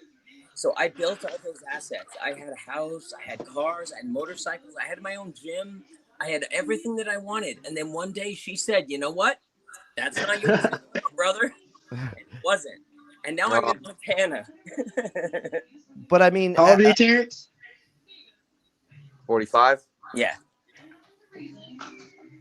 I mean, that's just been the journey, gents. I mean, I've done my best. I tried to do all the right moves. The stuff moves behind us. The stuff doesn't move in front of us so that we can manipulate it. The stuff moves behind us. And then it says, I'm kicking you in the ass now. You're right. You're the gentleman from what, Wyoming? Sandwich. Montana? Well, I lived in Seattle for 25 years, and then I came back to take care of my parents after I lived in. Can you hear me now? Thailand for a couple of years, so I tried to hide from the world. You cannot hide from this world. Wait. You said you lived it. So this dude Dan Sparks, he's never on the live, but he's part of the Patreon. He moved to Thailand so that he could basically retire. So guess what I did there, Jack? Guess what I did when I was in Thailand? Would you go down the Asian sex trap? I got a wife. I got a wife, brother. So, what thickens? Let me guess, you brought her back to the States. Well, yeah, I did. She's in Montana with me. Oh, this wasn't your divorce. This is this is my second marriage.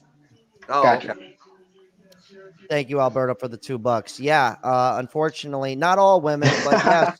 No, but I've had great women. I've had great women, Jack. They're great women. I agree. No, there are, and that's something. But unfortunately, for instance, I'm going to use my mom as an example, right? Yeah, man. She didn't want to leave my dad. My dad fucked that up. He was so hopped up on narcotics that, you know, he was literally ruining everything. Yeah. And she tried her best. She did. They were together 20 something years, and we do our part, brother. We do our part. But when they divorced, she wasn't a bitch about it. She didn't take all of his shit. She didn't do any of that. She didn't want any money. She just wanted this. She just was like, look, I can't save you anymore. I've tried for 7 years and you just won't get it together. Yeah. And she actually you know, it was funny because I ended up having to give my dad money, and then my mom gave him money on top of that. She actually helped him out. Yeah. And so there They are can be good. great, can't they? They can be There, great. they really can. Yeah, And they it's can. just, it's unfortunate though, where it's like you said, okay, so you said you had a house, you had all this stuff. Next I had thing 2 you know, houses. okay, Yeah. so you get divorced. Yeah. And so explain to me what happened when you got divorced. Like, just lay it out on the line So for us. one morning, I was going through some shit. So Sorry about that, Chris. Yeah, I was switching jobs. I went from this local design firm to Boeing, but we didn't know what was going to happen. And so one morning, just out of the blue, my wife of like 10 years of that time came and said, you know what? I just put her through college too, though. So she just graduated. She comes to me and she says, okay, you know what? We're not anymore. And then for the next 3 years, she took literally everything that ever mattered to me. She took my houses. She took my kids. The kids were the only thing that really mattered.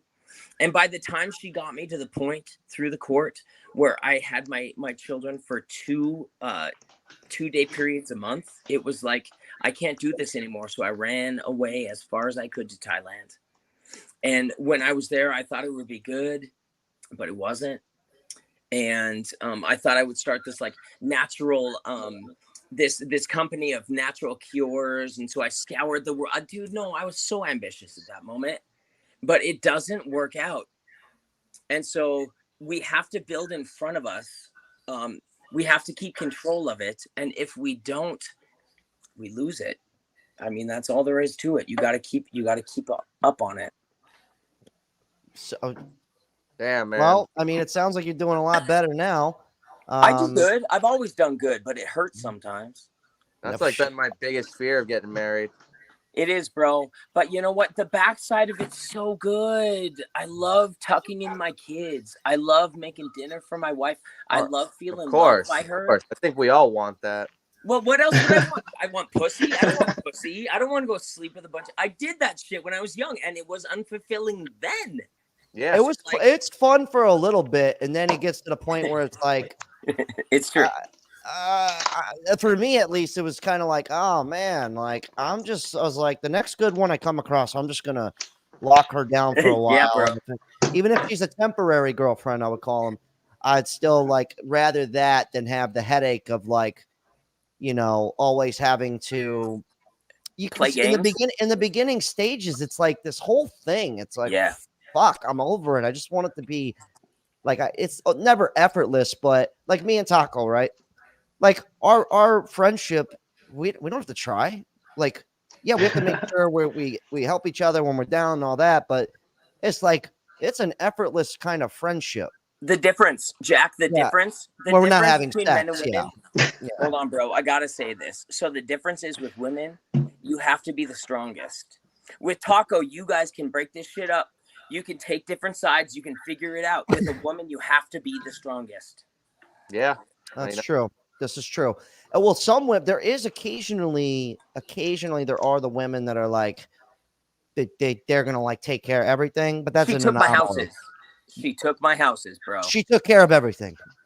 She took care exactly. of it. She goes, I took him out. He's fucked. I have all his stuff. His kids. Yeah, exactly. So wait, okay, so do you at least get to see your kids now, or like how's the relationship now? How like want to how know long the truth, dude? Yeah. Okay, this is my life. Oh my god, brother, I don't even talk about this shit. Just vent it out. Let it out. No, she killed herself last year. My 20-year-old daughter. She committed suicide 4 months ago. Wait, no, dude, I don't even know what to do with this shit, bro. Wait, your kid? My 20-year-old girl, my oldest girl. So the first girl that came into this world that I held and I raised through this, my wife took her away from me 7 years. My ex-wife, excuse me.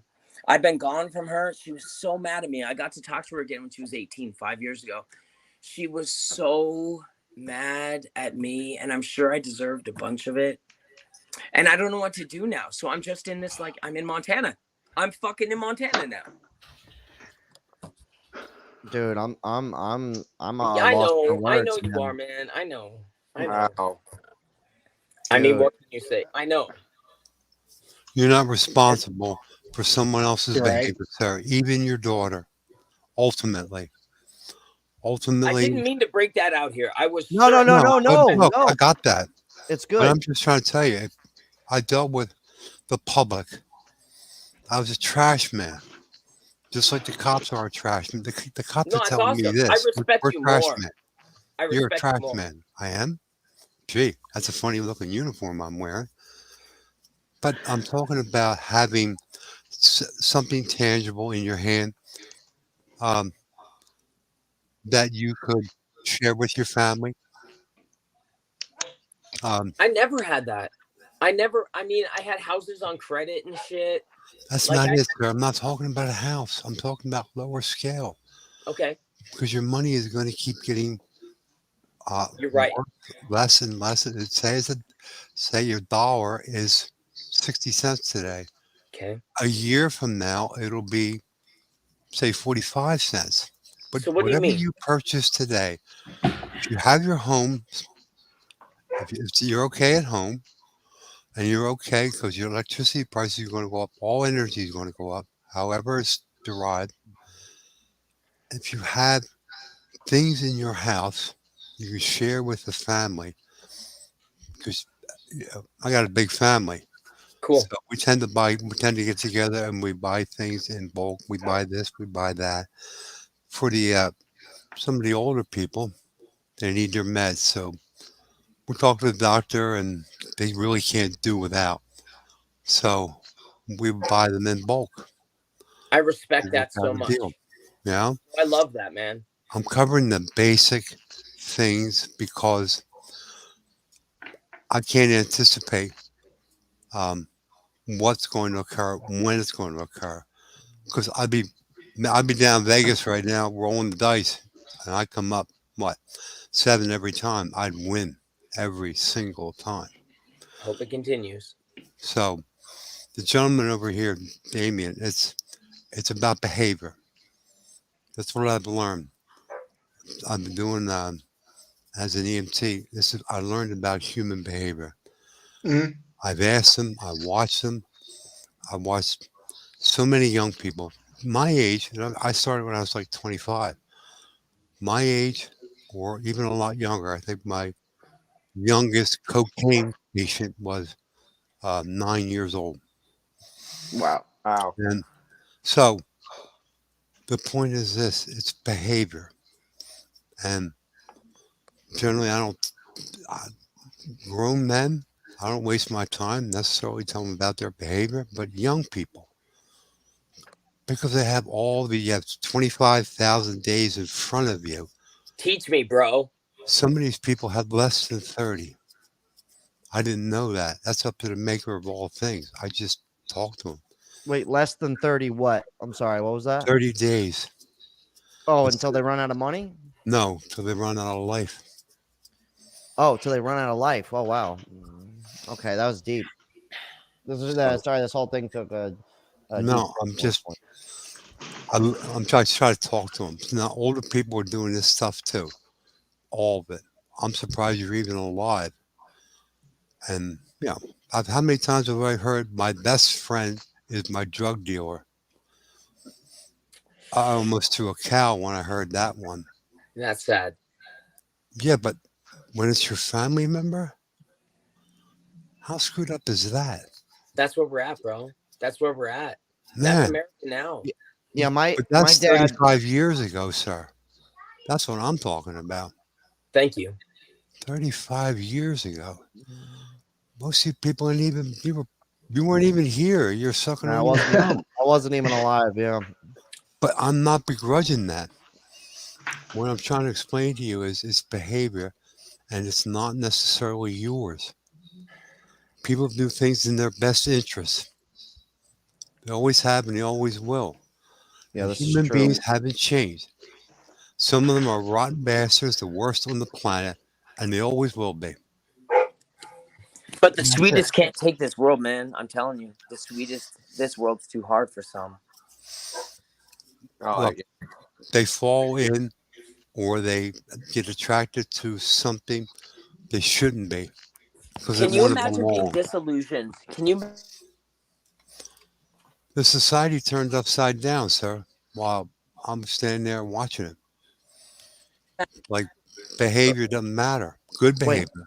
So Pat, real quick, back to like owning small things. So I think I finally comprehend what you're saying. So for instance, since I bought and sold stuff for so long, Taco could you know can tell you I've got, I mean, dude, I've got enough clothing and like I could probably never buy another article of clothing again for the rest of my life.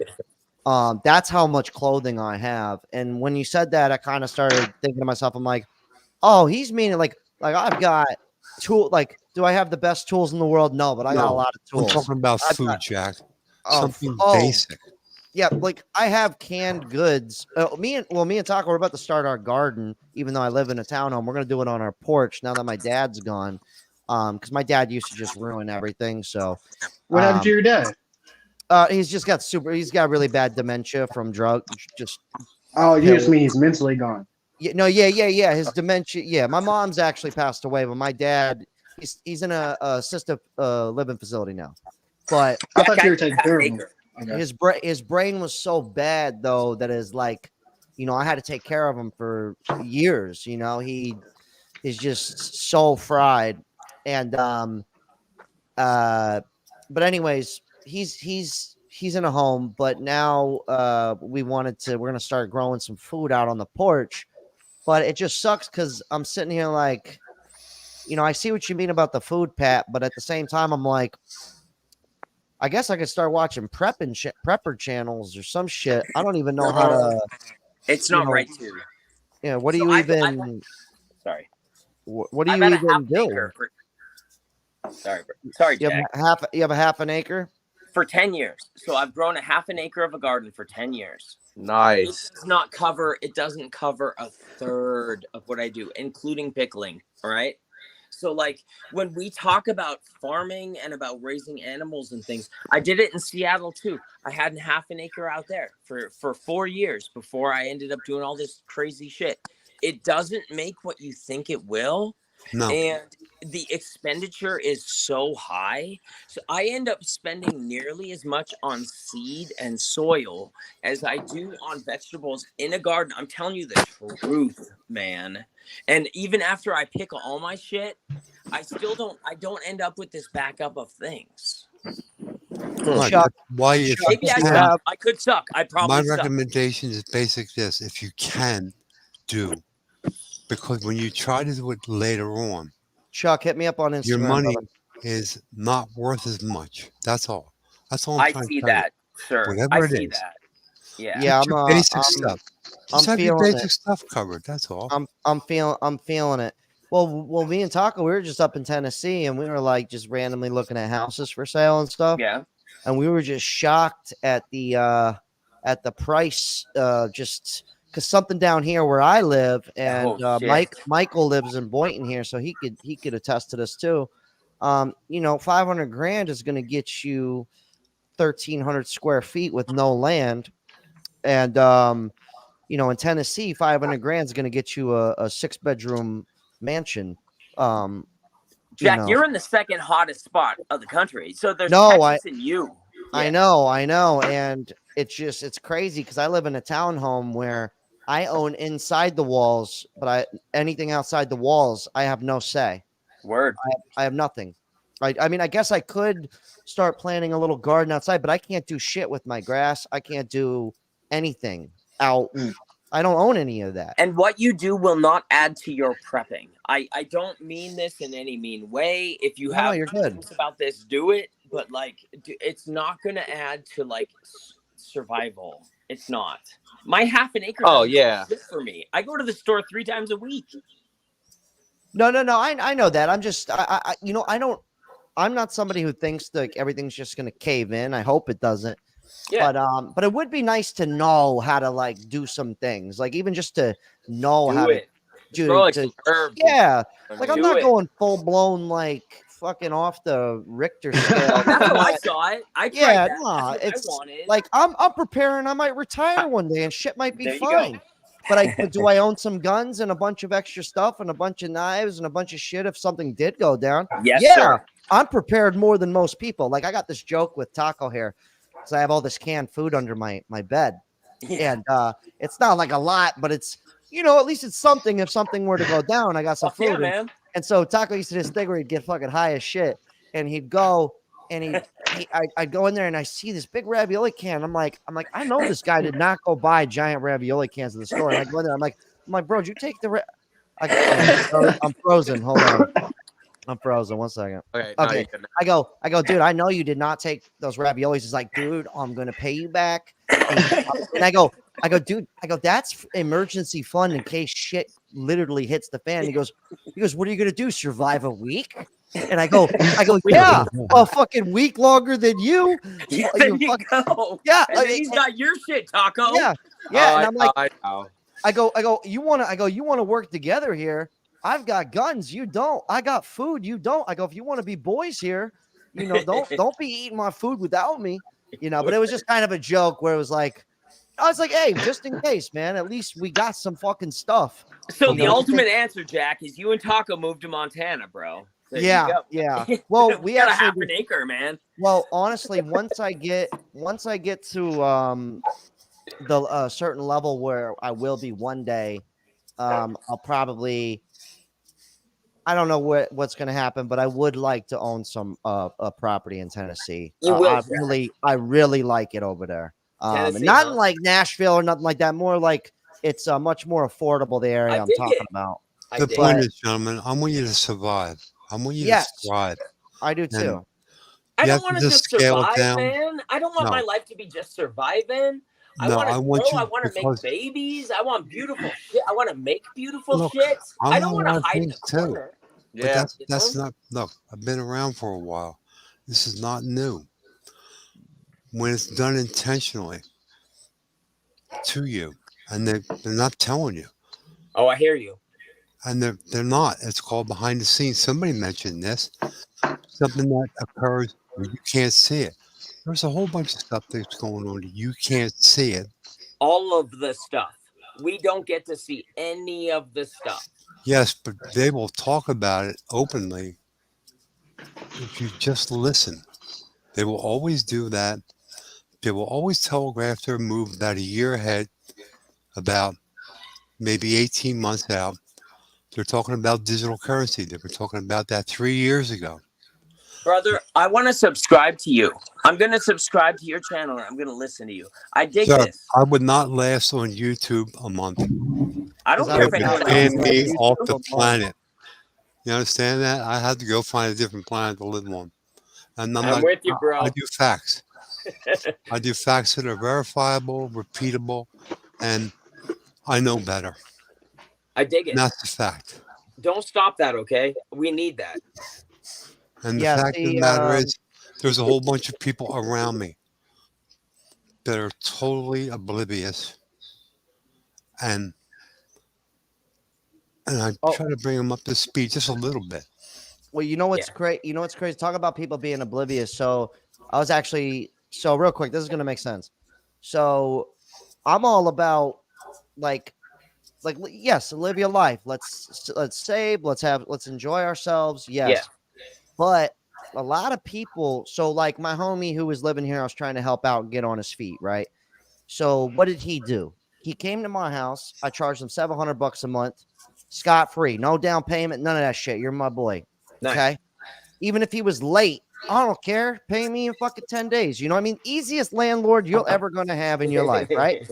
So besides your mom and dad, if you're able to live for free, which I would recommend to the younger people. But so what did he do though? He did what most people do. He comes, he lowers his bills. He was paying nearly $2,000 a month for rent. Comes to my place, $700 a month for rent. He's got an extra $1,300 to save, right? No. He's got an extra $1,300 to spend. Yeah. And so here's where I'm going with this is I was like, dude, I only brought this up to him once, but I said, dude, you acting like COVID never happened. You acting like they didn't shut shit fucking down and a lot of people couldn't even work. Yeah. I go, people out here just acting like shit's sweet. I'm not saying don't have fun. I just went on vacation. I'm not going to say don't do stuff, but like, it's just hilarious that a lot of people kind of forgot that. And for me, I'm never going to forget that shit because I already didn't trust anything to do with nothing to begin with that has to do with my social security number and all that. And I'm playing the game. I don't want to opt out. I don't want to go that route. You know, I'm still a part of society, but I already don't trust it. And after that had happened, I remember just being like, oh, I'm always going to be fucking prepared. Like, just in case, because it's like, dude, imagine, you know, I just did one of the conspiracy type video where they're saying another pandemic's going to happen. And I'm sitting here going, fucking perfect, dude. That's great. I got my raviolis in a can and I'm ready, I guess. But I'm sitting here like, dude, it's just kind of, it's crazy that a lot of people are living out here like, I don't know, man. It's just kind of nuts. You know why we all dig you, though? Nuts. You know why we dig you, Jack? No, bro. You're keyed in. You're keyed in a way that we can all at least like see, even if we don't understand it. And I do believe you're gonna be okay, brother. No, I'm definitely going to be all right for sure. You are. If you do the right things, I mean, good things happen to bad things happen to good people, and vice versa. But I feel like if you do the right things, you're going to be perfectly good. Like in some weird way, you know, I think everything's kind of cool. And I don't know. I don't fucking know anymore. I'm having fun. I'm just having fun making videos, and it does alarm me though, man. It really, it does. Like my girlfriend, right? Like I know we're gonna be together forever and shit, unless she fucks it up, you know. Yeah. But no, I'm just right. like, no, I'm with you, man. No, there you go. Yeah, but like for instance, she was you know, she's insinuated because we've been together over a year. And I'm kind of like, we gotta be together for at least 2 years before we even move in with each other. Yeah. And so she's insinuated like moving in, and I was like, and she lives in an apartment. And I'm like, first of all, I'm not gonna live in your apartment. Right. If anything, you can come live in my crib, and rent your apartment out. But then at the same time, and then we like look at places, and some people could be super stubborn. And so she shows me this nice Spanish style home that's kind of near it's not on the intercoastal, but it's near. So basically where I live, the interstate, if you're on the east side of the interstate, everything's basically double because it's near the water. Crazy. But if you're on the west side, of the interstate, you know, you got half the property tax, half insurance. It's a big cut. So what would Jack do in this situation, everybody? I'm going to live on the fucking west side. I dig it. Because it's smarter. Dig She starts showing me this fucking house, and I'm like, yeah, that's super cute. I like it. It's got some land. It's really nice, practical home. And I look at it and I go, well, what's the property tax? And she's like, I know. And I'm like, okay, well, you know, down the road when we get a place, you know, you're gonna have to. This isn't gonna be it. I go, unless you're gonna be paying for everything. I said, is that what you want? You want to pay for that? So I'm not paying for that. Like, I'm just not going to fucking do it. Like, I'm not going to feed in any more than I have to. If that makes sense. She's so lucky to have you. She's so lucky. And her dad said the same thing, though. Smart it's man. True. He was like, the property tax is insane there. Like, stop looking. And I was like, thank you. Jesus Christ. And You're lucky you have backup, Jack. Oh my God, I know. You are. Well, she's easygoing, but she has the apartment in downtown. She's a chick. You know, but she owns the apartment. I'll give her that. Like, good for her. That's you know. dope. No, that's great. Yeah. But you know, her apartment dues are like $700 a month, and I'm like, damn. I'm like, just your HOA $700. That's fucking ridiculous. Like, but she's got equity in it for now, unless shit just takes a huge tank. So you guys get equity in apartments? Oh, well, she owns it. So it's a condo. It's a condo. Okay. Okay. Yeah, so she bought a condo in downtown, and I think she has like over $100,000 in equity now. Dope. Because it went up. She bought it at the right time. Thanks, nice. Jim. I appreciate you, brother. And so it's one of those things where it's like, all right, good. You're in a good spot. You got money. You got the apartment. I own the townhome. But like, there's always that thing in my head where, like, put it this way. All right, I might have to delete this episode. Do it, man. I'll tell you something. I'm kind of like, you know, I might have to put, you know, if I have another house, I might have to put it in a friend's name, like somebody I can really trust, because my wife's rich. Dude, Well, I'm just letting you know. I'm letting you jump. know. Yeah, I might have to rich put people do that. yeah, I might have to put my fucking one house in somebody else's name. You know, I always say I got backup, but I'm gonna be real with you guys. I haven't figured out my backup. I've been thinking about this shit, and I'm kind of like, you know, I'm hoping that everything goes peaches and cream, happily ever after. Yeah, sure. But I mean, I'm just kind of like, you know, I've really considered that, you know, but I need to, you know, have that friend who I could trust. And that's smart. yeah, so that's kind of like, you know, but that is something I think about because unfortunately, you know, I want a family, I want all that, and I feel like I'm with a woman who can, you know, she's willing to put in the she's willing to pay to play. You know, she ain't in this shit for free. You know, she's a real one. Mama picks up the check. You know what I'm saying? Yeah. And she's gonna be a great mom and all that, but just in case, you never know. So I do think about that stuff. And I really think about it. And wait, this guy goes, no evasion goes top 6 on YouTube for me. Jack, the working man, Patrick Taylor, Kevin Sam. Oh, Tom Likas, dude. Oh my god, that's like the OG. I put you in a different area than that, Jack. I put you in a different area than that. That's cool. Those are cool guys. You're cool. Oh, I think I agree Kevin with you. Samuels is dope. Don't get me wrong. Kevin Samuels is dope. I think I'm in my own yeah. Me and Taco have discussed this a bunch because for years Taco would be like, Jack, you need to figure out how to be yourself on the internet. And I was like, yes, how do I do that? Because if you've ever made a video in your life, it's kind of like you feel like you almost have to really try. And it took me a while to figure out like how to, you know, like I'm just talking to a stranger at Walmart or a friend. And it just took me a while. But once I learned that, I was like, I got it. I'm in. You do got it. I was like, I kind of figured it out. But at the same time, it's like, you know, anyways, I appreciate it. Tom Likas, though, that was like the original. If you guys haven't heard I know he was, but would you want that guy to be your girl's dad? No. You don't. No. I mean, we'll probably have some good laughs together, though. He is he's great. He's funny. He's smarter than I am. I mean, I don't know what to say in like many measures, but you're different than that. So I watch the shit that you put out the second that it shows up on my thing. And it's for people like you that have made my channel prosper.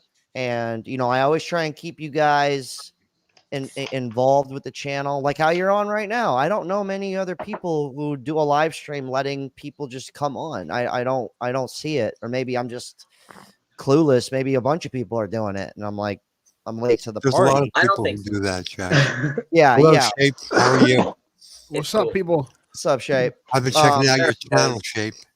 What happened? You do good work. Thank you, brother.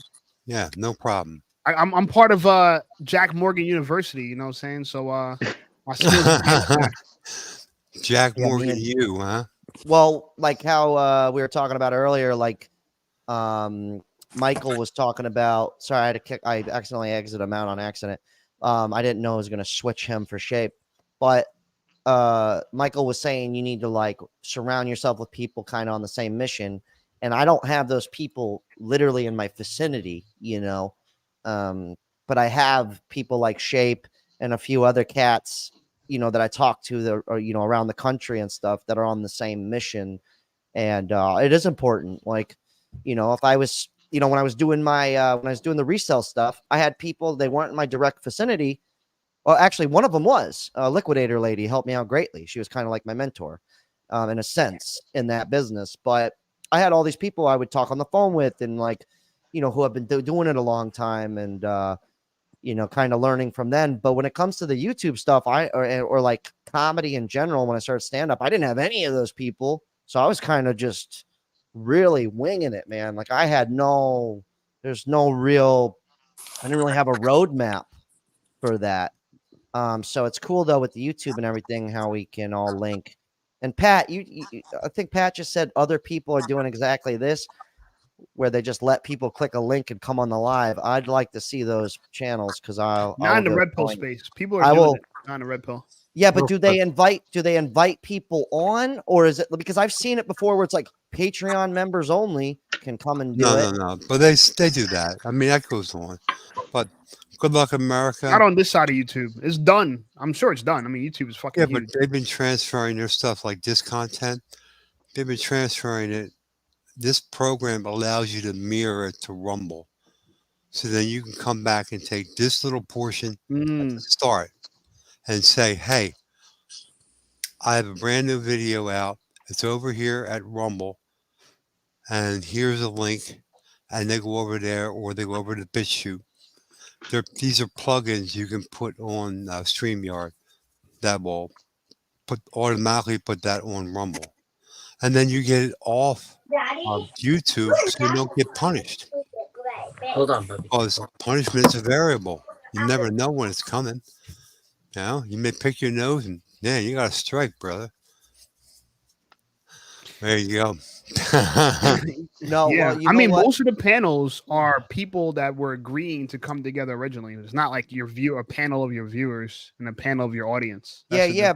That's what I was trying to say. Like, I've never seen once, like, because I'm tapped into YouTube probably more than most people. Like, I know a lot of the spheres. Somebody asked me who somebody is. I generally know them, usually, for the most part, you know, up to a certain caliber.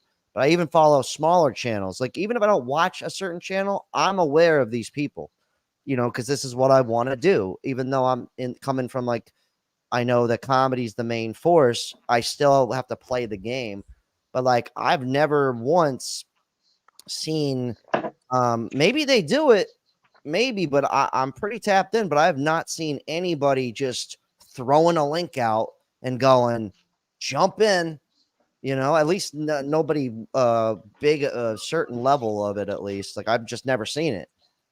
So, but I have seen people where they're bringing people time, on. Jack, and so do they.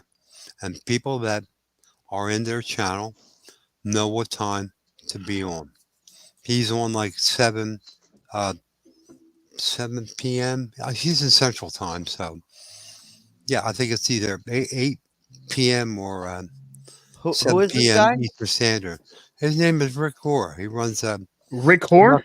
Rick Gore. Rick Gore. And he Spell just it. lets anybody come on. Rick Poor? Yeah, Like, I can just click a Gore, link. like Al and Gore, he'll- but no relation. Rick Gore. Yeah. He makes a live, and he used to do that a lot. But YouTube kept giving him strikes, so he had to transfer his stuff over to Rumble and BitChute for okay. backups. So What does he talk about? he talks about all the silly shit going on. It is. Did he it's deserve to get kicked insanity. off or not? They have demonetized him so much that they'll never let him get, say, above. He was doing really well as far as the numbers go, and then they cut the rug out from underneath him, and they've Thanks. been doing that. So censorship is alive, well, and breathing still, and it's just going to get worse. So You just got to know what to talk about on YouTube, because YouTube doesn't like they don't like guns. Well, first of They all, don't he's a gun guy. No doubt about it. Shit. Oh yeah, you definitely need to vet people. But the cool thing is if you just let random strangers on the stream, right? He was doing that. I could vet them pretty quickly, and I could just go ahead and exit them out. But yeah, you are right about that. But that would, like, if it got to a certain level, somebody also just said you'd have so many trolls. Yeah, if the channel like really blows up, I get that a lot in the comments. This channel's gonna blow up. I'm just like, yeah, This is what you have administrators for. So it's going. Take a break. Yeah, and they'll kick people off for you. Exactly. Mm-hmm. Yeah, but at the same time, like, based on your followers, like, if all your followers are respectful, then you don't have to deal with that problem, right? Like, have you had that issue since you've been doing these hangouts? This is YouTube. This is the internet. I haven't had that problem. Yeah. Well, what happens is I was talking to Shape about this, because Shape was like, yeah, you're gonna, like, over time your live will, get developed. I'm like, yeah, I'm gonna figure it out over time. It's kind of how anything goes. And I was like, the cool thing is, though, is like right now we got 6 people here, and even though we're not all like we're not all YouTube, like most of you guys in here aren't like YouTubers, but somehow everyone seems to know how to kind of wait their turn to talk. It's beautiful. I was telling Shape that I was like, dude, it's almost like I've done podcasts with people in person in my house, and it didn't even go as smoothly as this goes. That was the funniest because of the part. women. If you had women, women fuck it up. No, I didn't have any women on it. I had a homeless guy. I interviewed a homeless guy once. He kept falling asleep on the interview, so I can only use about 5 minutes of it. But yeah, I brought him in my house and everything. Yeah. Why don't you go find that woman and the homeless guy and see if she'll do him for free? She probably will. He's a pretty good-looking guy. You mentioned I've heard the word hoflation out there. Inflation, I've heard of that. Yeah. But hoflation? Yeah, the Come on, women bro. want. You're taking that to the next level. The women want more. I didn't make it up. I got all these comments on one of the dating economy videos where I had like 15 people say the word hoflation in there. So I was like, all right, next one I make, I'm just going to put that in there to appease them. I was like the first one on that wave for a while on YouTube. Yeah. But basically what it means is the women are getting less of value, but they want more. So it's kind of like our money's getting less of value. It's like the same concept. It costs more for a low value girl now than it did back in the day. And you gotta be 6'5" now too. Yeah, and your dick's got to put him in the hospital. I do that fine, but well, Shape. I mean, come on. You also have to pay their medical bills. It's unspoken. Sending a girl to the hospital for like.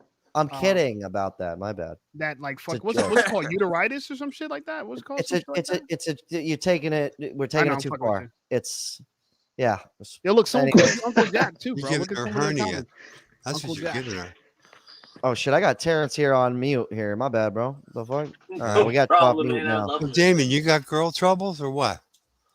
We all got girl troubles. Yeah. Who doesn't? Yeah, I know you got girl troubles. Your troubles are over. Jay-Z lied, man. Jay-Z lied. He said 99 problems with a bitch ain't one. Fuck that. How about you, Damon? You smart? You said what? Are you? Do you have what do you call it? You pay by the hour? Oh yeah. Oh yeah. He's asking if you have any women trouble. No, I don't have women troubles because I don't do all that extra shit. I ain't got time for it. I gotta get to my money right now. Troubles. Yeah, he's on the road. Yeah, you're probably. I've noticed a lot of people who follow the channel. Like a few people are like, yeah, I'll just hit them and quit them. But a lot of people are kind of like how me and Taco think, where we'd rather just have one girl and just fucking risk it. But now, Jack, you're getting to be an old man. Come on. I was tapping that rack back then. Now you no doubt about that. Yeah. I wanted one too. Men should have honor. Men do have honor. Well, that's of you. I know. I'm really sorry. Men should be honorable. It's really messed up to say men should be honorable, but women don't have to be. You know what I'm saying? Just avoid those women. No. Avoiding the 99% of the population. So be alone. Be an honorable man alone. Here's the thing, right? Oh yeah, well that makes sense. Alone, yeah. You know why I'm on a date? Why I'm a dating coach? Because what you realize is that girls don't like good men. If you think you do everything right, a girl's gonna fall in your lap. You're out of your mind. No, so what a lot of people need help with is understanding female nature and understanding that you have to treat them poorly. I'm not going to play that because they expect no, fuck them. I am not going to lower myself to that. I'm an honorable man. I will be an honorable man. I will lift up honorable men. If bitches... Yeah, but you can't treat a rat like a queen. Bro. No hoe's a queen. No. How do you catch fish? You ever went fishing before, Terrence? I'm sorry? You ever went fishing before? Yes. Okay, so there's a phrase, right? You bait the hook according to the fish. Okay. That's how it is with women, bro. If you want to catch some hoes, I don't fish. Huh? You can have those fish. No, but the only point I'm making to you is men and women don't speak the same language. And this is why when we do certain things, women can't appreciate it because they don't speak our language. We could appreciate it, right? I could look at you like, yo, Terrence is an honorable man, Damien's an honorable man, Jack's an honorable man, Taco's an honorable man, Mr. Bill is an honorable man. A girl look at us as like, oh, we don't make. Do you judge yourself by how girls see you? Come on, Shape. Do you judge yourself by how women see you? Do I judge I was myself guilty of that for a long time. I mean, if I am my own man. All right, hold on, everybody. Let's all slow down. No, we're all Hold cool. on. No, I'm super I- with oh, Shape. we're- I'm we're super real with cool. him. I We're real totally cool. get what he's saying. But Shape, right I now, totally get you. wait, right now that was a perfect example. Hey, Talk, you mind chiming in on that? Judging your worth off of what a woman. I thinks used of to you? think that, like, no matter what my job was or my living situation, as long as I had some pretty girlfriend, I was doing all right. And that was, years ago after I got, just went through basically the same type of shit you did. Women just do you so dirty. 20s. And That's the 20s, bro. I had to, like, rebuild myself to be like, no, like, now I, like, want to look at myself. Like, I don't need a woman to make me feel good or. That is like, manhood. yeah. But unless you want to be gay, you got to have skills with women. Like, these are just multiple skills you got to have. Skills with women? I can fuck women all day. Do Well, I then want you got one in my skills. life? You got skills. I do You know, have most skills. men. I guess I have. Maybe I'm wrong. I don't know what to say to you, Sharp. You're right. I totally get what you're saying. That has not been my journey. You got a girl, Terrence?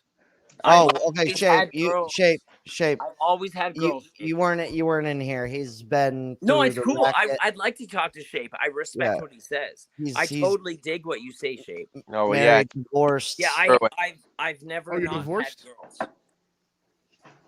Yeah. He Terrence, if you don't mind, I'm gonna break it down to him real Please. quick. Thank so he was married. He had kids. I think 2, maybe more. I think it was 2. He lived somewhere, and his wife divorced him. Basically, took everything, and wouldn't let him see the kids. So he ran off to Thailand.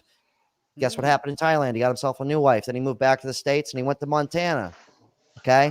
Then now to escape, Montana is peaceful according to him, and he's been getting his life back together over the course of, I think it sounds like about 7 years or something like that. Seems like a long time, probably longer. And then his daughter turned 20 and committed suicide. And Your daughter that for the Thai chick or pre? No. Man, my original girl. She was a Japanese girl, and I was original. My first wife was a Japanese girl, and she did that. No, I don't mean to disrespect you, bro. I totally hear what you're saying, and I agree with all of that stuff. It doesn't Hard to hear that, matter brother. the girls. It doesn't matter the girls. We all get girls. How many of us don't get girls? Actually, believe it or not, there are a lot of fucking guys out I don't know here if you know. There's that are having a hard time. Dude, it's kind of unreal, actually, how many dudes ain't getting any play. It's actually like Talk. Like Dude, Taco's I've been with brother. I've been with brother's one like chick in a year and a half. Yeah, but dude, one you had girl, your whole life. One girl though. in a year and a half. Oh, well, okay. But what were you gonna say? Like somebody like my brother? He looks just like me. It's like not like he's ugly or nothing, dude. He has not been with a girl in 5 years. You look fine, Taco. I'm looking at you in a small screen. He never said he was ugly. He said his brother looks just like him, but his brother can't ever get a fucking girl. Taco's never had women problems ever. Okay. Yeah, no. I honestly told him he needs to take a break from women because they kept just distracting him from what he needed to do. No, some bros. We all have those bros. We all have them. Yeah. I didn't mean to disrespect anybody here. I totally of course not. Yeah, you're good. I mean, But unless you know what I there's a wanna say? woman in So, there I didn't know about. I want to ask Terrence a question. Terrence, your girl from Thailand, you brought her. Yeah. You still with her? You still with her? Yeah, I am. Okay. How long has she been back in the States? So I met my girl. She was 22. I was 37. True. Nice. And we've been together ever since. No, man, I never had problems with girls. But how long though? How long has it been? 10 years now. So she's 32 now? She's like 35 now. Did she change? Is she still the same or she's American? Oh, she's changed so much. Oh, Sharp. She has a smartphone. No, this is for real, bro. She's a smartphone. No, because we want to know if girls from Thailand, if you bring, because most people say don't bring them back to America. So he's a good Don't case bring study. them back. Eddie Murphy. She is amazing. Hold on. Yeah. Eddie Murphy said it the best, and I think it was either Raw or Delirious. I have them, both of them on DVD. Me and Talk are gonna have to throw that on one of these nights. But like in his stand-up special, if you haven't seen that, go ahead. It stands the test of time. And but he's got a Are you talking about Raw? He's got a joke in there where he talks about going to the jungle. And he gets a fucking jungle bitch who can't speak no English with a bone through her nose. He goes, He goes, you can literally bring her back to America. He goes, in 5 years, that bitch is gonna go, I want half, Eddie. Half. yeah. But that was like, I was like, dude, this guy. He had this one So is it joke. true, Terry, or not? Wait, real quick. That's not been my experience, bro. No. Eddie Murphy took it a little with far. This girl. No, she's the best, man. Because ideally, man, I would want to do that too. Go to Thailand, get me a girl 22 years old. Fuck Shape, yeah, do it, bro. No, do it. Fuck do yeah. It, do Long it, as do she's it. not I lady thought boy. about that too because I'm starting to realize I don't like American girls because American girls. Taco if you don't like. so, like yes. Taco. We go to another country and go somewhere where like a girl comes from the slums and like really is like poor, and you bring her back here, she'd be like, I feel like, I mean, this might be like not the right thing to say, but I feel like she'd be so grateful. Like, wow, you like saved me. You brought me here. You got to be careful. You got to be careful out there going to slums though, because you know she might just be luring you in. Next thing you know, they're selling your organs on the black market, bro. You got to be careful out there. Taco, we got to go to Colombia, bro. You trying to go to Colombia? Yeah, those are my favorite women, man. Let's go to Colombia, bro. He does love them. He loves them. Why not? Why not? Colombia's closer than Thailand, you know? And I Brazil's better. English, you feel me? I don't know why men Asian girls. I don't know why. And it never was before. But like, yeah, go to Colombia. There's a woman there who would love you. Oh, I know. Taco, come on, bro. I mean, yeah. I mean, I guess if it came down to that, but you know, I'm just right now focusing on. You want to go clubbing? You want to go clubbing? No. Right. I don't. I don't know. Clubs suck, bro. Come on now. Yeah. Clubs for simps. If you want to simp, go to club. Dude, last night, they did this big Halloween thing downtown here in West Palm where I live. And I just got off work and my girlfriend just got off work too. And she hits me up. She lives downtown. And she was like, we haven't been out in forever. She's like, everyone's dressed up in Halloween costumes. Yeah. And I had this stupid slice of pizza Halloween outfit where you just put it over your body and you look like a pepperoni pizza that I've been wanting to wear for like 4 years. Never get to wear it. And she was like, do you want to put the pizza to the test tonight? And I was like, what do you mean? She's like, let's just walk down. We haven't done anything. So we went out. Yeah, she's got a good sense of humor. So we went out and we just ended up walking around. We didn't even go in a bar because it was so packed. And finally we walk all the way down the strip. We walk around all downtown and we're walking back and I just look at her. I'm like, I don't know how I used to do this stuff. And I was like, and I'm only 34. I'm like, I don't know how I used to do this shit. And she's like, I'm honestly ready to go to bed. And I'm like, yeah, let's. We didn't even go into a bar. We just walked around. I was like, oh, thank God. No, I love it. That's great. Hey, you know, I got to do the pizza though. Okay, so do you remember being 21? There's that place on a woman's ass underneath where it folds. And there's that place on the top. No, we are suckers for these things. The older we get, I used to carry crystals in my pocket. He cannot help himself. We have all been there. Are you joking me? I have literally like, no, I didn't do like extra the most, but the couple times where I was like so invested with the chick. You're pretty pimpy. Come on. I was like, dude, I have like one time me and Taco, there was this huge skateboarding event, right? And it's going to be a great time. And we're younger at this point. Do you think I went to the event? No, I didn't, because my girlfriend wanted to go to the beach and I wasn't spending enough time with her. And I think about all the times I've bailed on things I really wanted to do. Did you get laid? Yeah, of course. Then you won. In every hole. No, bro. I didn't. In every hole. See, that's what's wrong with men today. We overvalue pussy. That's the point. Thank you. But here's the deal: is it was just a learning lesson. That way, the next woman I was with, I just didn't make those same mistakes. It was like a bunch of learning lessons. Like one of my first girlfriends I ever had. When she broke up with me, she honestly said, she was like, you know, you were like the best boyfriend ever. She just goes, I wish one Saturday a month we could hang out instead of you going skateboarding, because I prioritized skateboarding so much that I wouldn't even simply go to the beach with her. So then the next girlfriend, I was like, okay, I got to have a happy medium. And then that one turned into like never hanging out with her ever. And I was like, okay, I fucked up that one again. No. But then it got to the point where when I did start to just do what they wanted more and more and more, right? Then all of a sudden, then when that didn't work out, I was like, okay, dude, now I don't know what to do anymore. So now I'm just like, I've gotten to a point now where I'm really good at it, and I'm just like, look, I'm like, honey, I'm like, look, Saturday I'm kicking them with the boys, all right, but I'm gonna see you Saturday night when I'm done. Or it's like we have this healthy balance now, so I'm like, all the ones where I've had to go, so now I kind of got it down, but it only took me fucking Hey, Jack. 20 years. Jack, when I delivered my first baby in the field, the little space between her vagina and her anus is called episiotomy.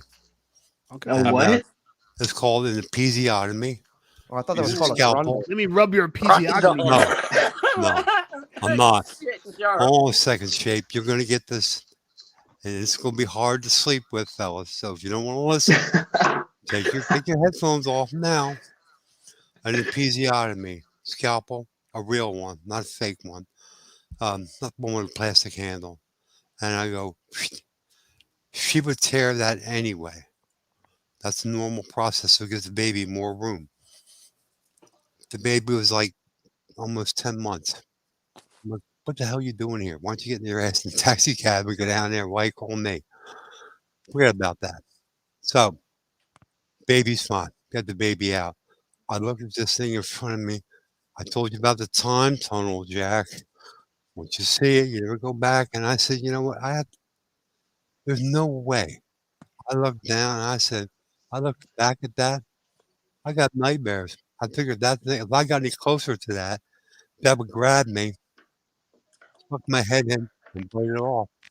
Or I'd have to come back reincarnated with at least a minimum of telephone pole in order to get that thing really tight in there. Oh, Jesus Christ. Jeez. I'm like, wow. I'm like, I didn't realize it'd get that big. Oh man, it's incredible. Wait, real quick, guys. I didn't realize how long we were going. We're gonna have to wrap this shit up. But before we do, speaking of bad vagina visuals, me and Taco and my cousin, they were into like these horror. They like these horror movies, right? So we're in Michigan, and I don't like horror movies. And so they put on this fucking movie called Terrifier. All right. And let me tell you something. This shit was fucked up. I had to look away every 10 seconds. Yeah, it was hilarious. Let me point. It was kind of funny. So gruesome. Okay, hold on. So there was this point. There was a really bad, sick, cruel joke in this one though. So paying you some context, we're gonna end on this note.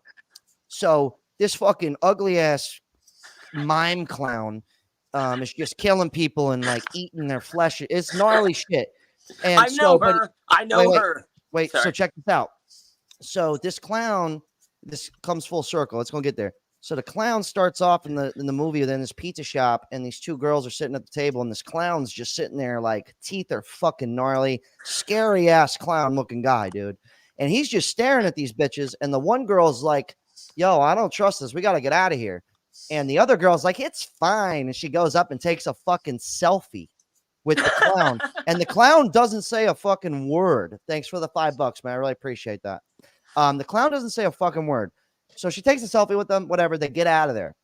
So later in the movie, after the clown kills all these other people and does the most insane shit to them, he finally gets a hold of these chicks. And so he ties the chick up who took the selfie with the clown, ties her ass butt naked upside down with her legs like this, hanging in the air. And then he's got her friend on the fucking ground, bleeding out, still alive, looking at her. This motherfucker, she's upside down, legs like this. Doug, he cuts her in half through the vagina all the way down. Fuck? Hold on.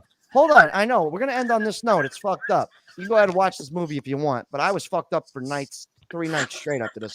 So then, wait, here's the joke, though. Then the motherfucker takes a selfie with the bitch. And then I go to Taco and I go, what in the fuck are we watching, dude? And then I look up the director of the movie, the guy who made the movie, and the guy's smile looks just like the clown. Wow. And I was like, and I go, and I go, dude, what is this guy thinking? And then I was like, I want to ask him, like, why would you make this movie? And then I could just imagine the guy going, well, do you want me to make the movie or do you want me to do it in real life? Anyways, hey, great talk, guys. I got to wrap this up. Move to Montana. I got to handle some shit. I love everybody here. Let's read this guy Basil's question. Hang in there. Yeah, Pat, Terrence, Damien. Take it easy, guys. Hold on one second. Do you guys notice that we're gonna end it right here? Do you guys notice when the different women you've been with have different sized vajayjays? Oh yeah. Yeah, you know what? The few women I've been with, if I hear the word deeper, it's a wrap. It's a wrap. I gotta go. I didn't hear what you said, Jack. Go deeper. You're like, fuck. No. This I'm guy all the said. way in. This guy said, "Did you ever notice a difference in women's vagina sizes?" And I said, "Yes, I have. If a woman ever told me deeper, I know it's a wrap, and it's never going to work out." I think he's talking about circumference. Though. I don't think he's talking about that. Well, I think it's the funniest shit ever.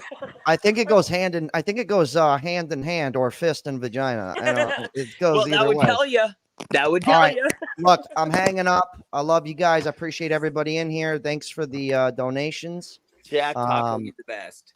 I appreciate all you guys coming on. Care, It means Damien. a lot. Pat, always a pleasure. And hang in there, Shape. Yep, Damien, Shape, Pat, everybody watching. I appreciate you guys, and I'll have another video up in a few days for you. Yes, sir. Hey guys, solid talk. Hang in there, Shape. Take it easy, Jack.